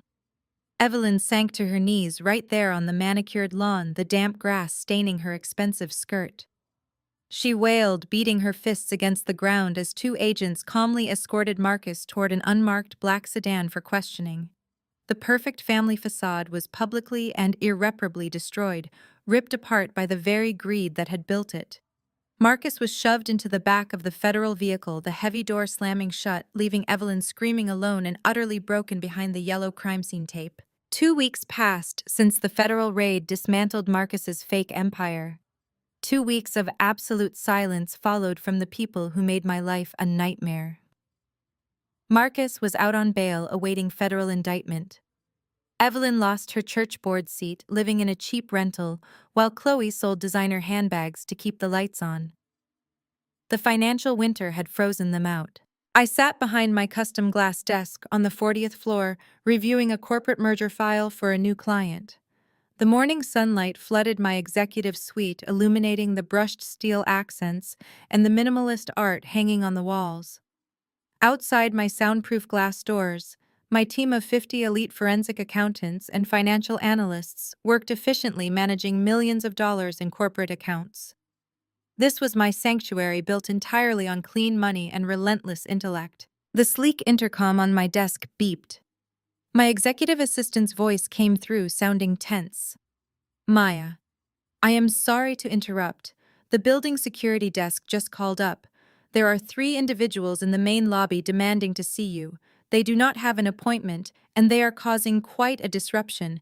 They claim to be your family and refuse to leave until you speak with them." I set my pen down, a slow, predatory smile spreading across my face. Desperation makes people abandon their pride, and Marcus, Evelyn, and Khloe were starving for a lifeline. The federal government had seized every penny they stole, and their rich friends had scattered like roaches when the FBI showed up. "Send them up," I instructed my assistant calmly. "Have security escort them directly to my suite and ensure they see the entire floor." I wanted them to see it. I wanted the people who called me a glorified clerk and a bitter woman to walk through the grand halls of my success. I wanted them to feel the crushing weight of their own inadequacy as they witnessed the multi-million-dollar firm I built right under their noses. I stood up, adjusting the jacket of my tailored white suit, and walked over to the floor-to-ceiling window overlooking the downtown skyline. Less than 5 minutes later, the private elevator chimed. Through the transparent glass walls of my office, I watched the spectacle unfold. Marcus stepped off the elevator first, followed closely by his mother and sister-in-law. Marcus wore a cheap, unpressed suit that hung loosely on his frame. The arrogant swagger that defined his entire existence was completely eradicated. Evelyn trailed behind him wearing a dated floral dress, her trademark church hat missing. She looked shrunken, aged by a decade in just 14 days. Khloe brought up the rear, clutching a generic canvas bag, her blonde hair pulled into a messy, unkempt ponytail. They looked like a trio of refugees stumbling into a palace. My assistant led them down the main corridor. They took in the bustling analysts, the digital stock tickers glowing on the walls, and the sheer scale of the operation. Khloe stared at the crystal chandeliers in the reception area, her mouth slightly open. Marcus looked at the dozens of employees working diligently, swallowing hard, as he realized this entire machine belonged solely to the woman he threw away for a real estate agent. Evelyn kept her eyes glued to the floor, the shame practically radiating from her posture. My assistant opened my heavy glass doors, stepping aside to let the unwelcome visitors enter. They shuffled into my office, hesitating on the threshold like frightened trespassers. I did not offer them a seat. I did not step away from the window. I remained standing with the entire city skyline framing my silhouette, forcing them to look at me in my absolute element. Maya Marcus croaked, his voice cracking as he took a tentative step forward. The sound of his voice was devoid of all the malice and superiority he had weaponized against me for years. It was the voice of a broken, desperate man. I turned around slowly, crossing my arms over my chest. I surveyed the three of them with clinical detachment. "You look terrible, Marcus," I stated plainly, my voice echoing off the glass walls. "I suppose federal indictment is not great for your complexion. And Evelyn, I noticed you are not wearing those diamond earrings you bought last spring. Did the IRS seize those too, or did you have to pawn them to pay for your son's bail?" Evelyn flinched, clutching her purse tightly against her chest. She opened her mouth to defend herself, but no words came out. The matriarch who once ruled her congregation with an iron fist was completely speechless. Khloe stepped forward, her hands shaking. "Maya, we had no idea you owned a place like this," she whispered, her eyes wide as she took in the custom furniture and the panoramic views. "You never told us you built a firm this large." I walked to my desk and leaned against the glass edge. "I never told you because you never possessed the intellectual capacity to understand what I do, Khloe," I replied sharply. "You were too busy maxing out credit cards and pretending you came from old money. I do not answer to people who live in a fantasy world. I operate in reality. And reality is exactly why you are standing in my office looking like absolute beggars." Marcus dropped his head, staring at his scuffed leather shoes. "We lost everything, Maya," he admitted, his voice barely a whisper. "The feds took the house. They took the cars. They froze the accounts. Serena left me the day of the raid. We are completely bankrupt. The attorneys are demanding retainers we cannot pay. We have absolutely nowhere else to go. We need your help." I let his pathetic admission hang in the cold air. This was the moment they finally understood the magnitude of their colossal mistake. They threw away their only shield, and now the fire was consuming them alive. Evelyn shattered first. The proud matriarch who had once mocked my clothing and my career suddenly crumpled right in the center of my immaculate office. Her knees hit the polished marble floor with a dull thud. She clasped her hands together, lifting her tear-streaked face toward me. "Maya, please," she wailed, her voice echoing off the glass walls. "I am begging you on my hands and knees. You are the only one who can save my son. You are a genius with numbers. You know how to navigate these federal systems. You can fix the ledgers. You can tell the investigators that it was a simple accounting error, an administrative mistake that you can correct. Just redo the paperwork. Tell them Marcus did not understand the tax codes. You always had a brilliant mind, Maya. I always knew you were the brains behind the operation. I was just too proud to admit it. I see that now. I acknowledge it. Please just use that brilliant mind to create a loophole. You can alter the depreciation schedules. You can backdate the capital gains reports to make the offshore accounts look like legitimate business expenses. I know you have the clearance and the skill to do it. We will pay you whatever you want. We will give you the house back. We will give you anything. Just please do not let my son rot in a cell. I am an old woman, Maya. I cannot survive the shame of having my only son locked away like a common criminal. The church congregation has already turned their backs on me. My friends refuse to answer my calls. I have lost my entire social circle and my dignity. I stared down at her, absolutely repulsed by her willingness to ask me to commit a federal crime just to shield her golden boy from the consequences of his own greed. You want me to commit perjury and falsify federal tax documents, Evelyn? I asked, my voice dangerously calm. You want me to risk going to federal prison and losing my license so your son can avoid paying for his crimes? Evelyn scrambled forward on her knees, desperately trying to grab the hem of my tailored trousers. I stepped back smoothly, refusing to let her touch me. You have to do it for your children, she sobbed, playing her ultimate emotional card. Think about your beautiful son and daughter Maya. They need their father. Do you really want them to grow up visiting Marcus behind a glass partition in a federal penitentiary? Do you want them to watch their grandmother die of a broken heart in some cheap rental apartment? You owe it to your family to keep us together. You are the mother of my grandchildren. You cannot just abandon us to the wolves. Marcus dropped to his knees right beside his mother. He looked up at me with pathetic, pleading eyes, looking like a cornered animal. Maya, she is right, he pleaded, his voice cracking with desperation. I made a terrible mistake. I admit it. I was a fool. But it was not entirely my fault. Serena manipulated me.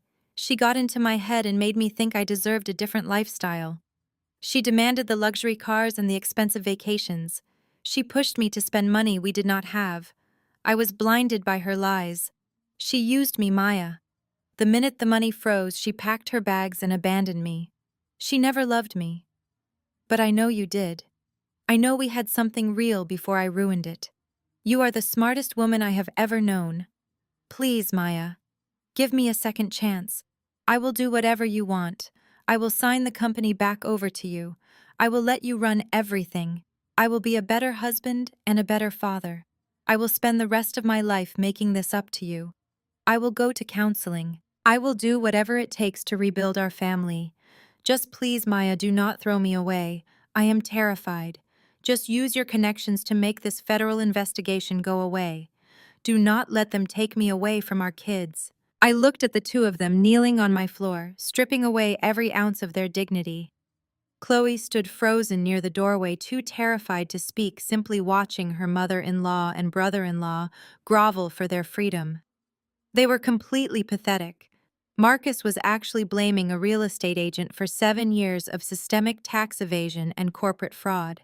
He expected me to believe that a woman he met a year ago somehow forced him to set up offshore accounts in Delaware. He was still entirely incapable of taking responsibility for his own actions. Evelyn was weaponizing my children, trying to inflict maternal guilt on me to manipulate my professional ethics. She had spent a decade treating me like garbage, but the moment she faced poverty and public ruin, she conveniently remembered I was the mother of her grandchildren. They were not sorry for the betrayal. They were not sorry for the infidelity or the abuse.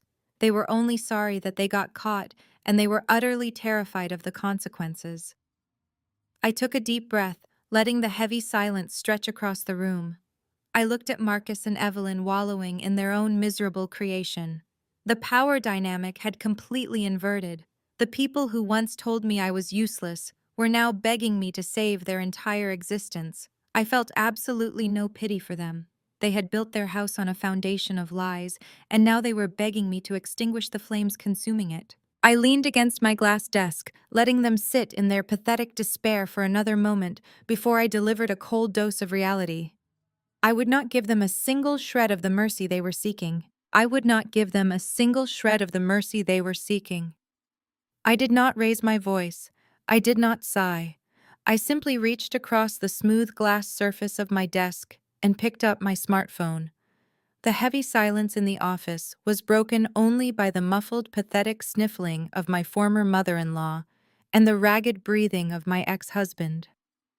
They watched my hands with wide, terrified eyes, desperately hoping I was unlocking my phone to call the federal prosecutors or dial my legal team to negotiate a miraculous plea deal on their behalf.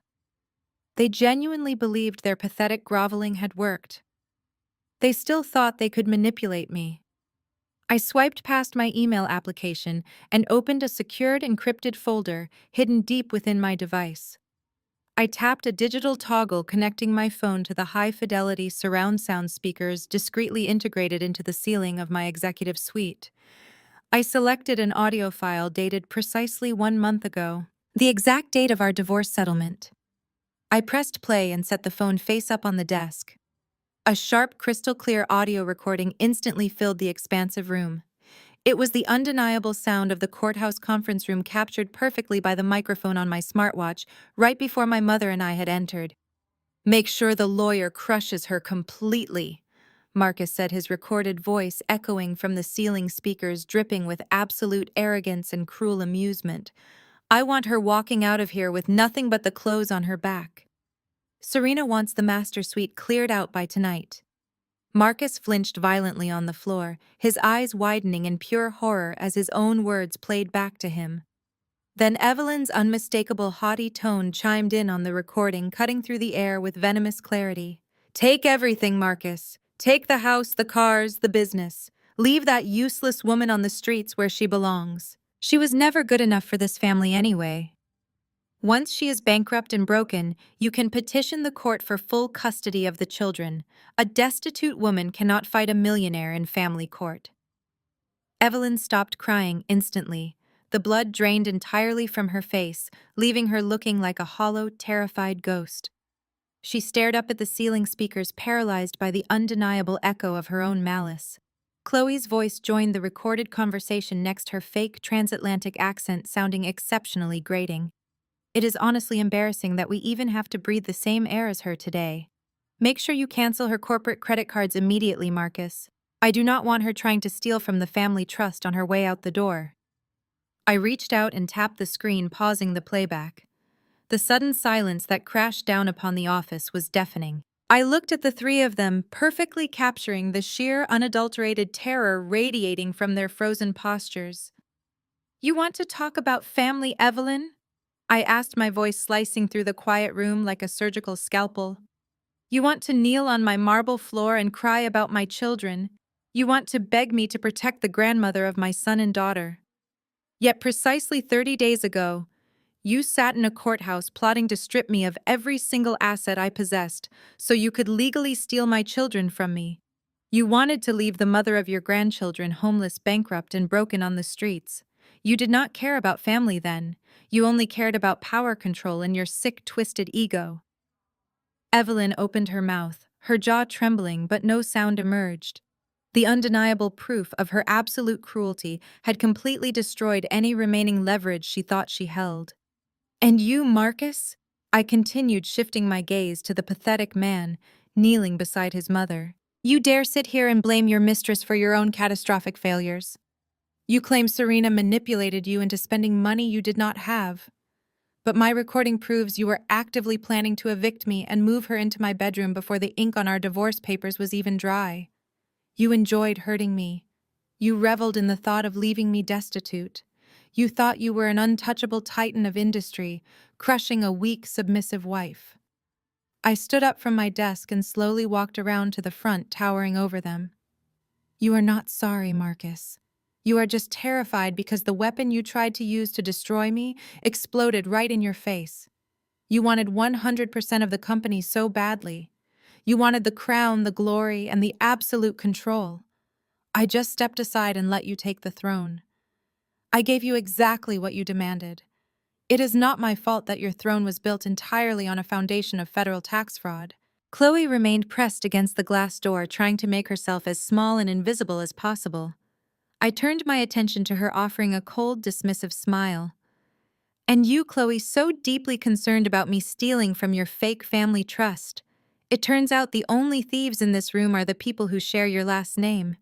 You gladly spent stolen corporate funds to maintain your pathetic illusion of wealth, while looking down on the very woman who was actually working to keep your fragile lifestyle from collapsing." I walked back to my desk and picked up my smartphone, slipping it into my tailored jacket pocket. The absolute audacity required for the three of you to walk into my corporate headquarters and demand that I commit a federal felony to save you is staggering. I will never fix your ledgers. I will not commit perjury. To protect malicious parasites, I will watch the federal government lock you all away. Get out of my building before I have security throw you onto the pavement. Evelyn did not move. She remained frozen on the marble floor, her tear-streaked face contorted in disbelief and absolute despair. She had always relied on manipulating the people around her, using her church status and sharp tongue to force submission. But the recording had stripped her of her most powerful weapon. She could no longer play the victim. She was entirely exposed as a calculating woman who orchestrated her daughter-in-law's financial ruin. "Maya, please." Evelyn whimpered, her voice cracking as she tried to claw back a fraction of her shattered dignity. "The Lord teaches us forgiveness. We made a terrible mistake, but you are a Christian woman. You understand grace. I am begging you to show us the grace we failed to show you. Just look at the numbers again. You are a genius. There has to be a way to reclassify those offshore accounts so Marcus avoids federal prison. I will apologize publicly. I will give you anything you ask for." I looked down at her, feeling absolutely nothing. "The time for grace expired the moment you sat in that courtroom and cheered while your son tried to leave my children and me with nothing," I replied, my voice devoid of emotion. "You do not want forgiveness. You want a scapegoat.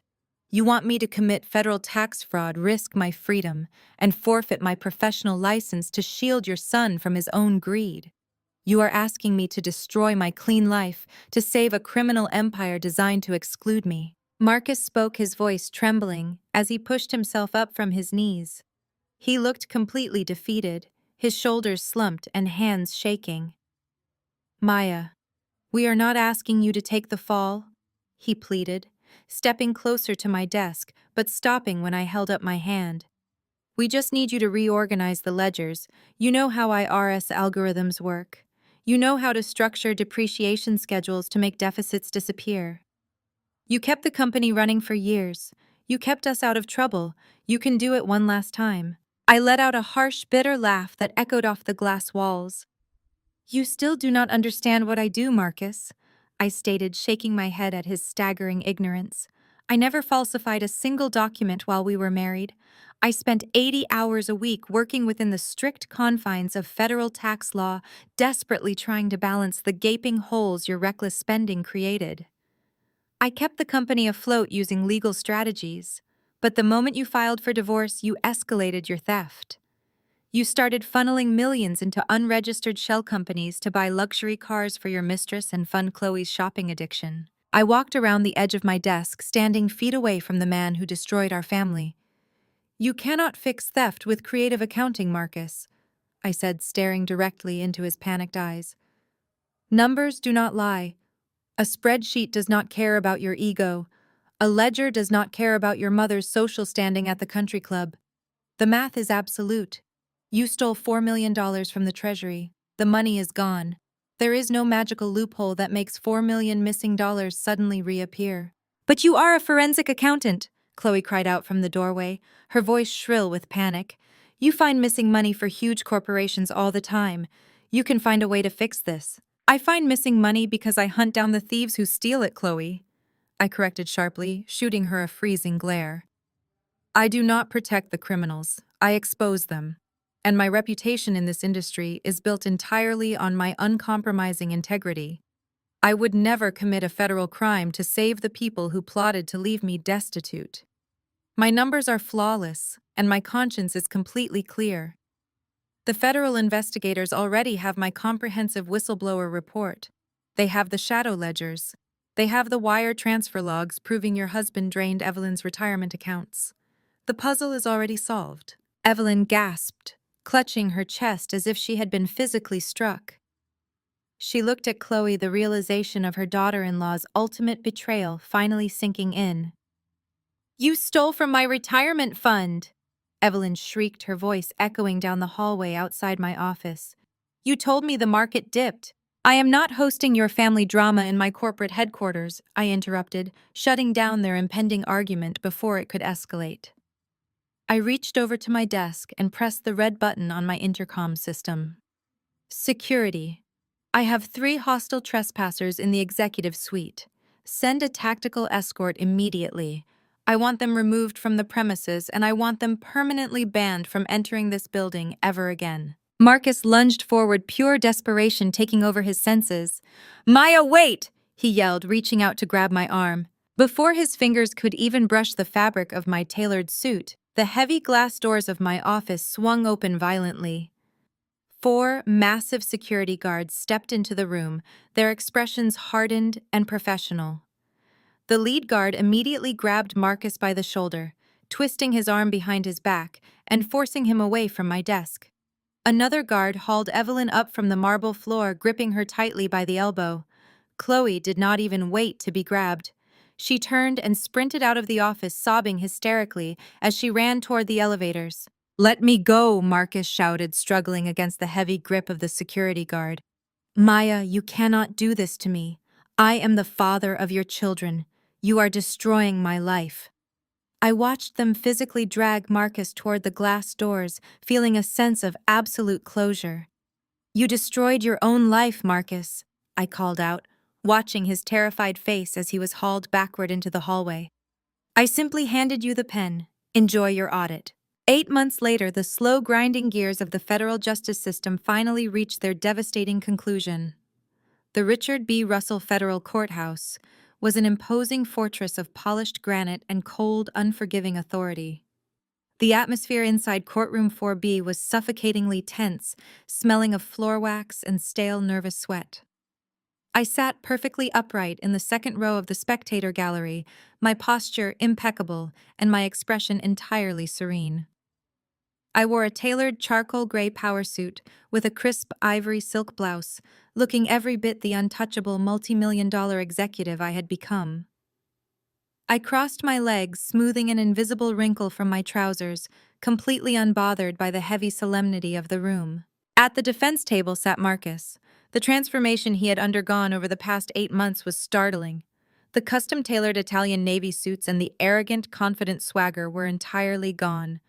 He was wearing a cheap, ill-fitting gray suit that his overworked public defender had likely sourced for him off the rack. His hair was thinning rapidly, his posture was hunched, and his skin carried a sickly grayish pallor. He looked completely hollowed out, a pathetic ghost of the man who had once stood in a different courtroom, demanding everything I owned. A few rows ahead of me, sitting as close to the defense table as the bailiffs would allow, was Evelyn. The proud, unyielding matriarch of the local church congregation had been reduced to a fragile, trembling shell. She wore a faded beige cardigan, clutching a damp tissue in her hands. Her shoulders shook with silent, continuous sobs. She had lost her social standing, her community influence, and her entire identity. Khloe was conspicuously absent. The moment the federal agents had seized her summer home and frozen her fraudulent credit cards, Khloe had filed for divorce and fled back to her middle-class hometown, completely abandoning the fake aristocratic legacy she had worshipped. The federal judge presiding over the sentencing was a stern, sharp-featured woman with absolutely zero tolerance for white-collar criminals. She peered down from the elevated mahogany bench, shuffling through the massive stack of evidentiary files. The prosecution had built an impenetrable case. They did not even need my direct testimony. The shadow ledgers I had surrendered to the whistleblower program provided a perfect map of the fraud. To make matters worse, Serena had turned state's witness. The moment the investigators threatened her with conspiracy charges, the luxury real estate agent immediately handed over every text message and email where Marcus had bragged about his offshore accounts. Serena secured full immunity and vanished, leaving Marcus to shoulder the entire legal burden alone. Marcus Vance, the judge, began, her voice booming through the silent courtroom with heavy, absolute finality. "You stand before this court convicted of 4 counts of federal tax evasion, 2 counts of wire fraud, and 1 count of corporate malfeasance. The evidence presented by the prosecution details a highly orchestrated multi-year scheme designed to defraud the United States Treasury of over $4 million. Marcus kept his head bowed, staring blindly at the scratches on the defense table. His public defender placed a sympathetic but useless hand on his shoulder. What the court finds particularly egregious is the sheer arrogance of your actions, the judge continued, her tone dripping with judicial disdain. You utilized complex shell companies to fund a life of extreme luxury. Furthermore, the court reviewed the civil divorce settlement you executed precisely 1 month prior to your arrest. You intentionally demanded total sole ownership of your real estate firm, legally absorbing all undeclared liabilities in a blatant attempt to strip your former spouse of her rightful equity. You believed you were manipulating the legal system for your own financial gain. Instead, you signed a legally binding confession to your own fraudulent enterprise. Your greed blinded you to the consequences of your own deceit. Evelyn let out a sharp, tragic gasp, burying her face in her hands. The judge did not even glance in her direction. She adjusted her reading glasses and locked eyes with Marcus. "Please rise, Mr. Vance," the judge commanded. Marcus stood up, his legs trembling so violently that he had to grip the edge of the heavy wooden table to keep from collapsing.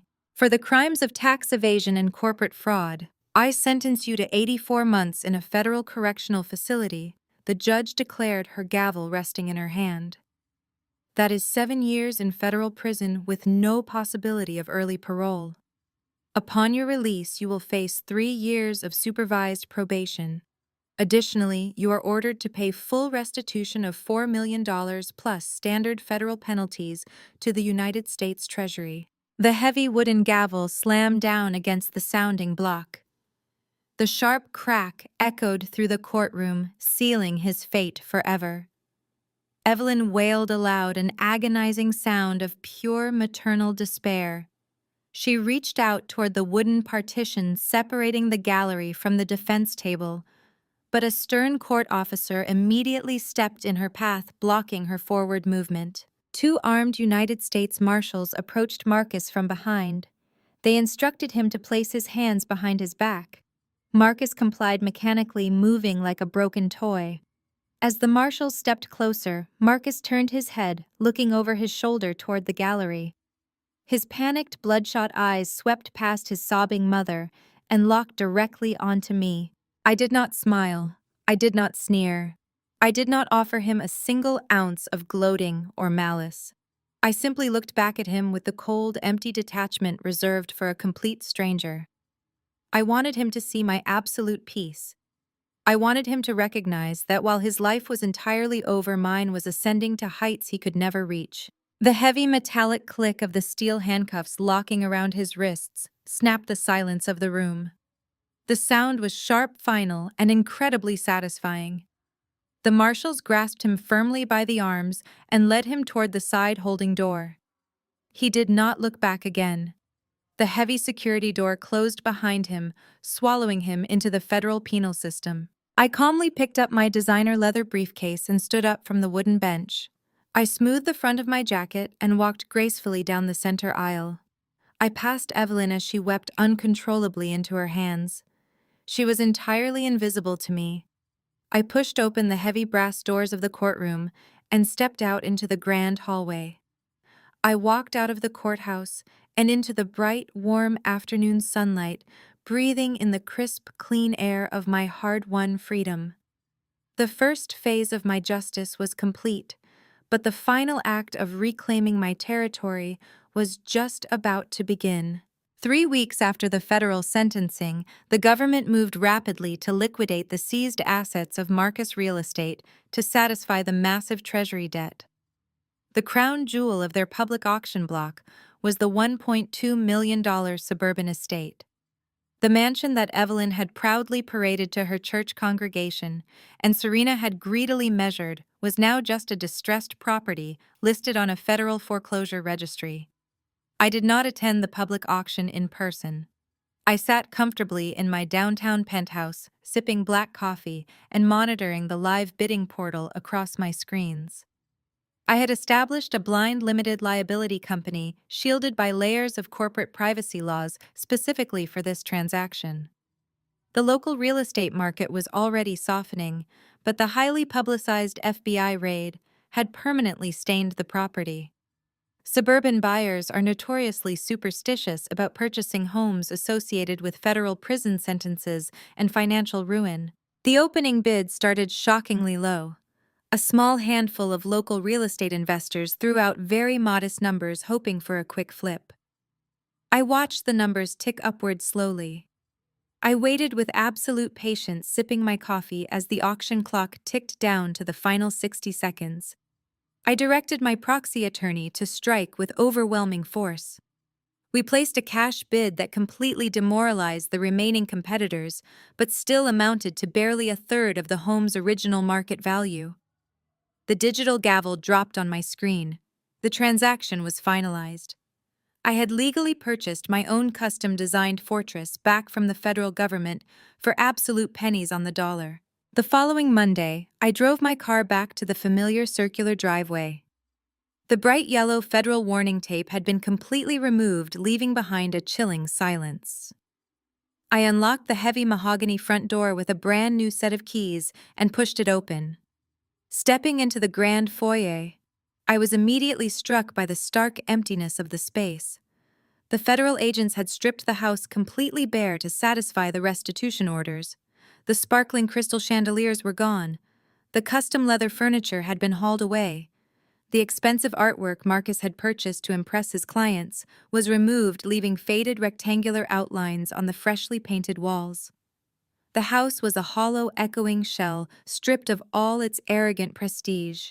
I walked up the sweeping, curved staircase, my heels clicking loudly against the bare hardwood. I bypassed my children's former bedrooms and walked straight down the long corridor to the master suite. This room was the epicenter of my former humiliation. This was the exact spot where Marcus had slept with Serena. This was the very room where she had pointed her digital laser measuring tape at the wall, plotting to tear down my daughter's room to construct a massive shoe closet.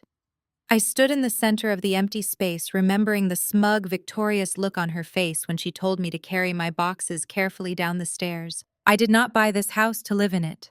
Moving back into this suburban cage would be moving backward, and I only move forward. I bought this house to cleanse it. A team of licensed commercial contractors was already waiting in the driveway. I walked over to the open window and signaled the foreman to come upstairs. He walked into the master suite carrying a heavy tool belt and wearing thick leather work gloves. I pointed directly at the adjoining wall between the master suite and the hallway. "Tear it all down!" I instructed, my voice echoing sharply in the empty room. "Rip out the custom shelving, tear up the hardwood floors, and smash the walk-in closets into dust. I want this entire wing gutted down to the foundational studs." The foreman nodded, understanding the assignment perfectly. He reached into his truck and returned, handing me a heavy steel sledgehammer. I gripped the thick rubber handle, feeling the solid, heavy weight of the metal anchoring me to the present moment. I squared my shoulders, planting my feet firmly on the floor. I swung the heavy hammer back with both arms and drove it straight through the drywall. The sound of shattering plaster cracked like thunder through the empty house. A cloud of white dust exploded into the air. I swung it again and again. With every brutal swing, I demolished the legacy of a man who thought he could discard me. I obliterated the walls of the prison Evelyn had helped build. I smashed the physical manifestation of their greed into absolute rubble. Destruction, however, was only the very first step of my plan. Over the next 3 months, I completely transformed the property from the ground up. The massive estate was rezoned through the city council and entirely retrofitted for commercial residential use. The sprawling master suite that I had personally demolished was converted into a state-of-the-art legal resource center. The expansive guest rooms were transformed into highly secure, comfortable living quarters with reinforced doors and upgraded security systems. I used my own corporate wealth to fully endow the property, creating a permanent safe haven for women escaping financial abuse. Financial abuse is the silent chain that traps countless women in toxic marriages. Men like Marcus use credit scores, bank accounts, and legal threats to keep their victims paralyzed with fear. I knew exactly how that terror felt, and I possessed the exact skills to dismantle it. I hired a team of dedicated legal advocates, forensic financial counselors, and private security personnel. We provided emergency housing, immediate credit repair services, and aggressive legal representation for women whose husbands had weaponized money against them.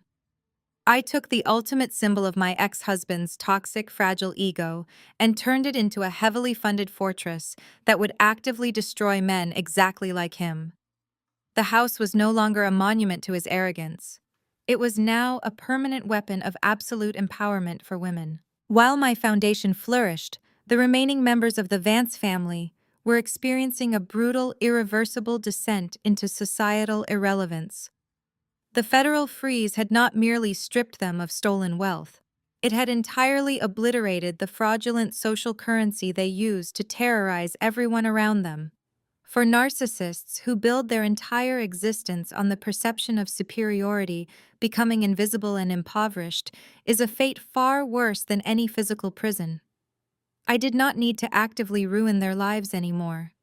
The natural consequences of their own staggering greed were executing a flawless, unyielding audit of their reality. Evelyn was the first to face the absolute collapse of her social empire.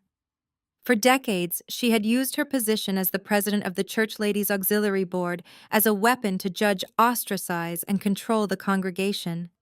She wielded her fake morality like a club demanding respect because of her son's supposed real estate success. But the Sunday after Marcus was federally indicted, the church doors were effectively bolted shut against her. The board called an emergency meeting.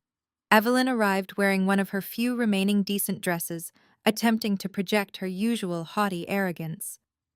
She planned to play the tragic, long-suffering mother of a misunderstood businessman. The board members did not let her speak a single word of her rehearsed defense. The head pastor, a man she had frequently showered with expensive embezzled gifts, handed her a formal letter of immediate dismissal. The church could not be associated with a family convicted of federal tax fraud, especially when it became public knowledge that Evelyn had actively encouraged the financial abuse of her own daughter-in-law. She was stripped of her title, removed from the charity committees, and asked to quietly exit the sanctuary. The women who used to hang on her every word now turned their backs, whispering behind their hymnals. Evelyn walked out of the church completely alone, her fabricated legacy reduced to a shameful cautionary tale. Without Marcus to subsidize her living expenses and her own retirement accounts completely drained by Khloe, and her older son, Evelyn, faced immediate eviction. She was forced to relocate to a tiny low-income apartment complex on the industrial outskirts of the city. The matriarch, who once complained if her imported tea was served at the wrong temperature, now lived in a cramped one-bedroom unit with peeling linoleum floors and a window that overlooked a noisy shipping yard. There were no more garden parties. There were no more luxury vehicles in the driveway. Evelyn spent her days sitting in a worn armchair, staring blankly at a small television, utterly isolated. The community she had spent her life judging now existed entirely outside her reach, and she was left to rot in the bitter, suffocating silence of her own making. Khloe experienced an equally devastating karmic freefall. The federal government seized her heavily leveraged summer home, and the bankruptcy courts liquidated every single designer asset she possessed to pay back the creditors she had defrauded. Her husband, entirely dependent on Marcus's stolen corporate funds, was blacklisted from the financial industry and vanished, leaving Khloe to face the devastating wreckage alone. The woman who once draped herself in cashmere and spoke with a fake accent was abruptly forced into the unforgiving reality of the working class she had so deeply despised. With no marketable skills, no college degree, and a destroyed credit profile, Khloe had only one option to survive. She secured a minimum-wage retail job at a massive discount department store. The transition was a physical and psychological brutalization. Khloe was forced to trade her silk blouses for a stiff, unflattering polyester uniform vest and a plastic name tag. The woman who previously spent her afternoons receiving hot stone massages now spent 8 hours a day standing on unforgiving concrete floors, scanning barcodes and organizing clearance racks. Her perfectly manicured hands became calloused and dry from breaking down cardboard boxes in the stockroom. The true agony for Khloe, however, was the complete annihilation of her racial and class superiority complex. For years, she had weaponized her white privilege and fake old money status to belittle me, assuming that my success was a fluke and her supremacy was a birthright. Now the hierarchy was permanently inverted. Khloe spent her days serving the exact same demographics she had spent her entire adult life mocking. She had to smile, bow her head, and offer polite customer service to successful, affluent minority women who walked into the store carrying the authentic designer bags Khloe could no longer afford to even touch. One Tuesday afternoon, a highly successful black female executive approached Khloe's register to purchase a cart full of corporate event supplies. The woman was polite, articulate, and dressed in a tailored suit that radiated genuine power and wealth. Khloe had to scan every item, carefully bag the merchandise, and respectfully hand the woman her receipt. The executive smiled warmly, thanking Khloe for her hard work, and walked out to a waiting luxury town car. Khloe stood frozen behind the register, gripping the plastic counter as the absolute humiliation washed over her. She was no longer a prestigious socialite. She was just a tired, broke, minimum-wage cashier, ringing up the purchases of women who were infinitely more successful, intelligent, and powerful than she could ever hope to be. I did not need to visit the discount store to see Khloe scan barcodes, nor did I need to drive past Evelyn's dilapidated apartment building to confirm her misery.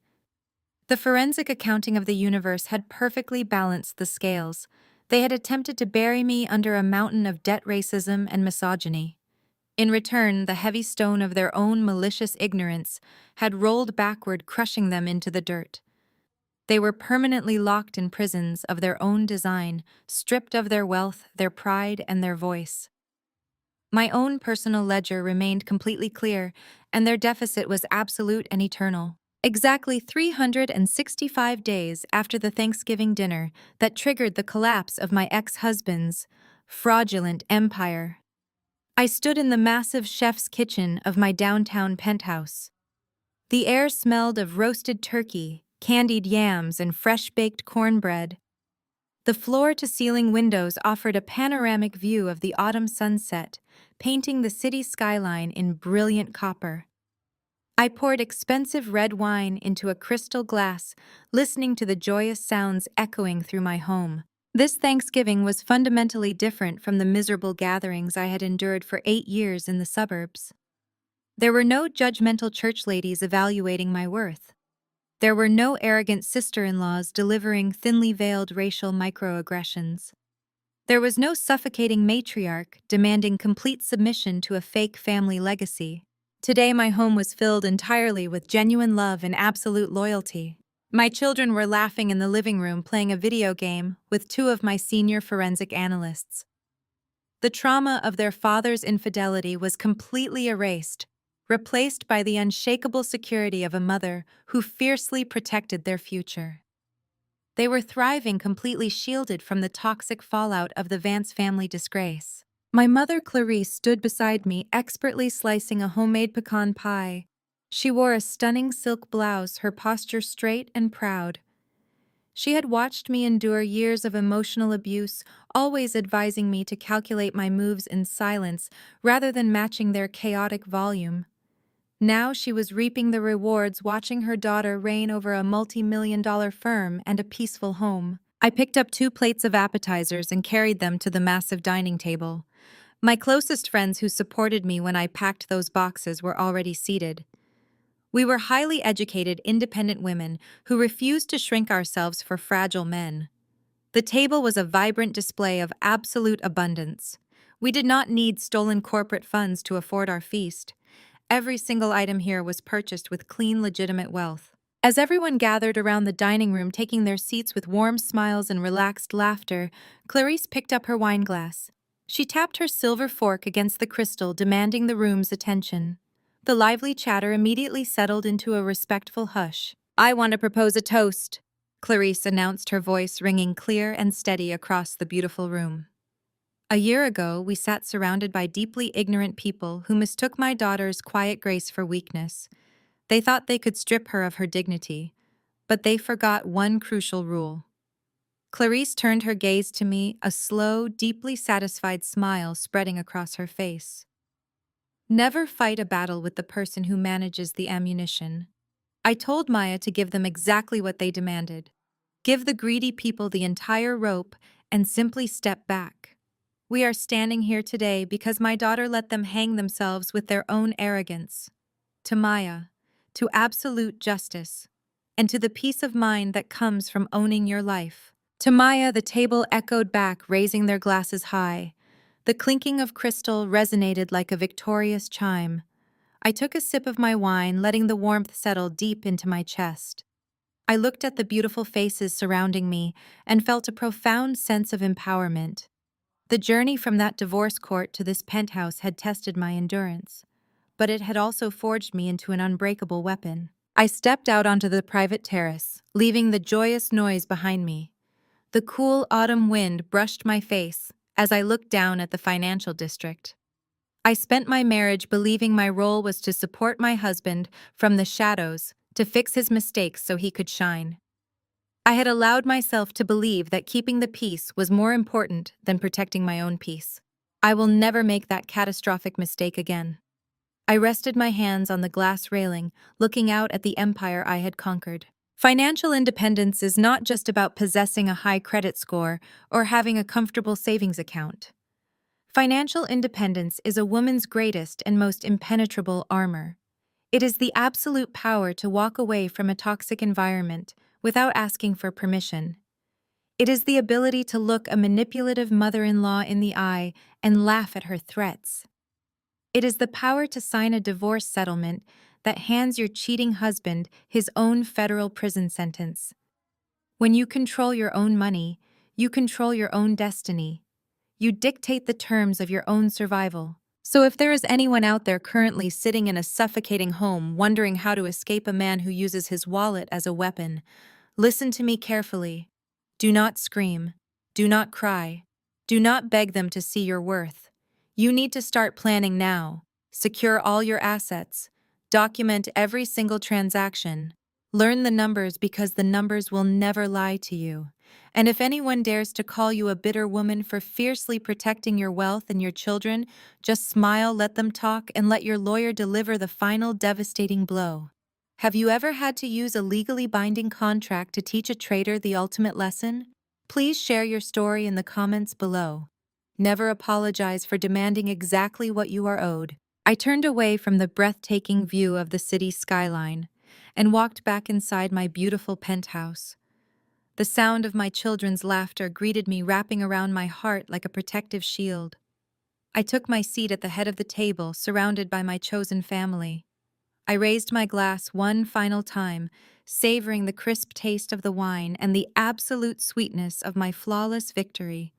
The storm was permanently over, and I was the one who controlled the weather. Charmaine's story serves as a profound reminder that sharing DNA with someone does not grant them a lifelong pass to disrespect you. For years, she endured the emotional coldness and manipulative barbs of her family, holding on to the hope that proximity might eventually yield genuine affection. However, the brunch encounter illuminated a harsh, undeniable truth. Toxic people will gladly consume the fruits of your success while simultaneously trying to diminish your worth. The core lesson embedded in her quiet, devastating retaliation is that financial and emotional independence is a person's greatest armor. Charmaine didn't scream, cry, or beg for her mother to see her value. She didn't engage in a public draining argument over mimosas. Instead, she smiled deeply, understanding that true power lies in definitive action, not emotional reactions. By silently disabling the family credit accounts and initiating the sale of the cabin, she reclaimed her autonomy. She demonstrated a universal rule of self-respect. You cannot continuously belittle the very person who is silently subsidizing your comfortable lifestyle. This narrative teaches us that boundaries are not merely verbal warnings. They are fortified by the very real ability to walk away. When we tether our self-esteem to the approval of people who are committed to misunderstanding us, we surrender our power. Charmaine's decisive actions remind us that we have the absolute right to revoke access, whether emotional, physical, or financial, from anyone who treats our presence as a burden or a charity case. Family is supposed to be a sanctuary, and when it becomes a prison of unrealistic expectations and cruelty, the bravest thing you can do is change the locks. Take an honest inventory of your relationships today and firmly cut the cord on anyone who demands your resources but refuses to give you basic respect.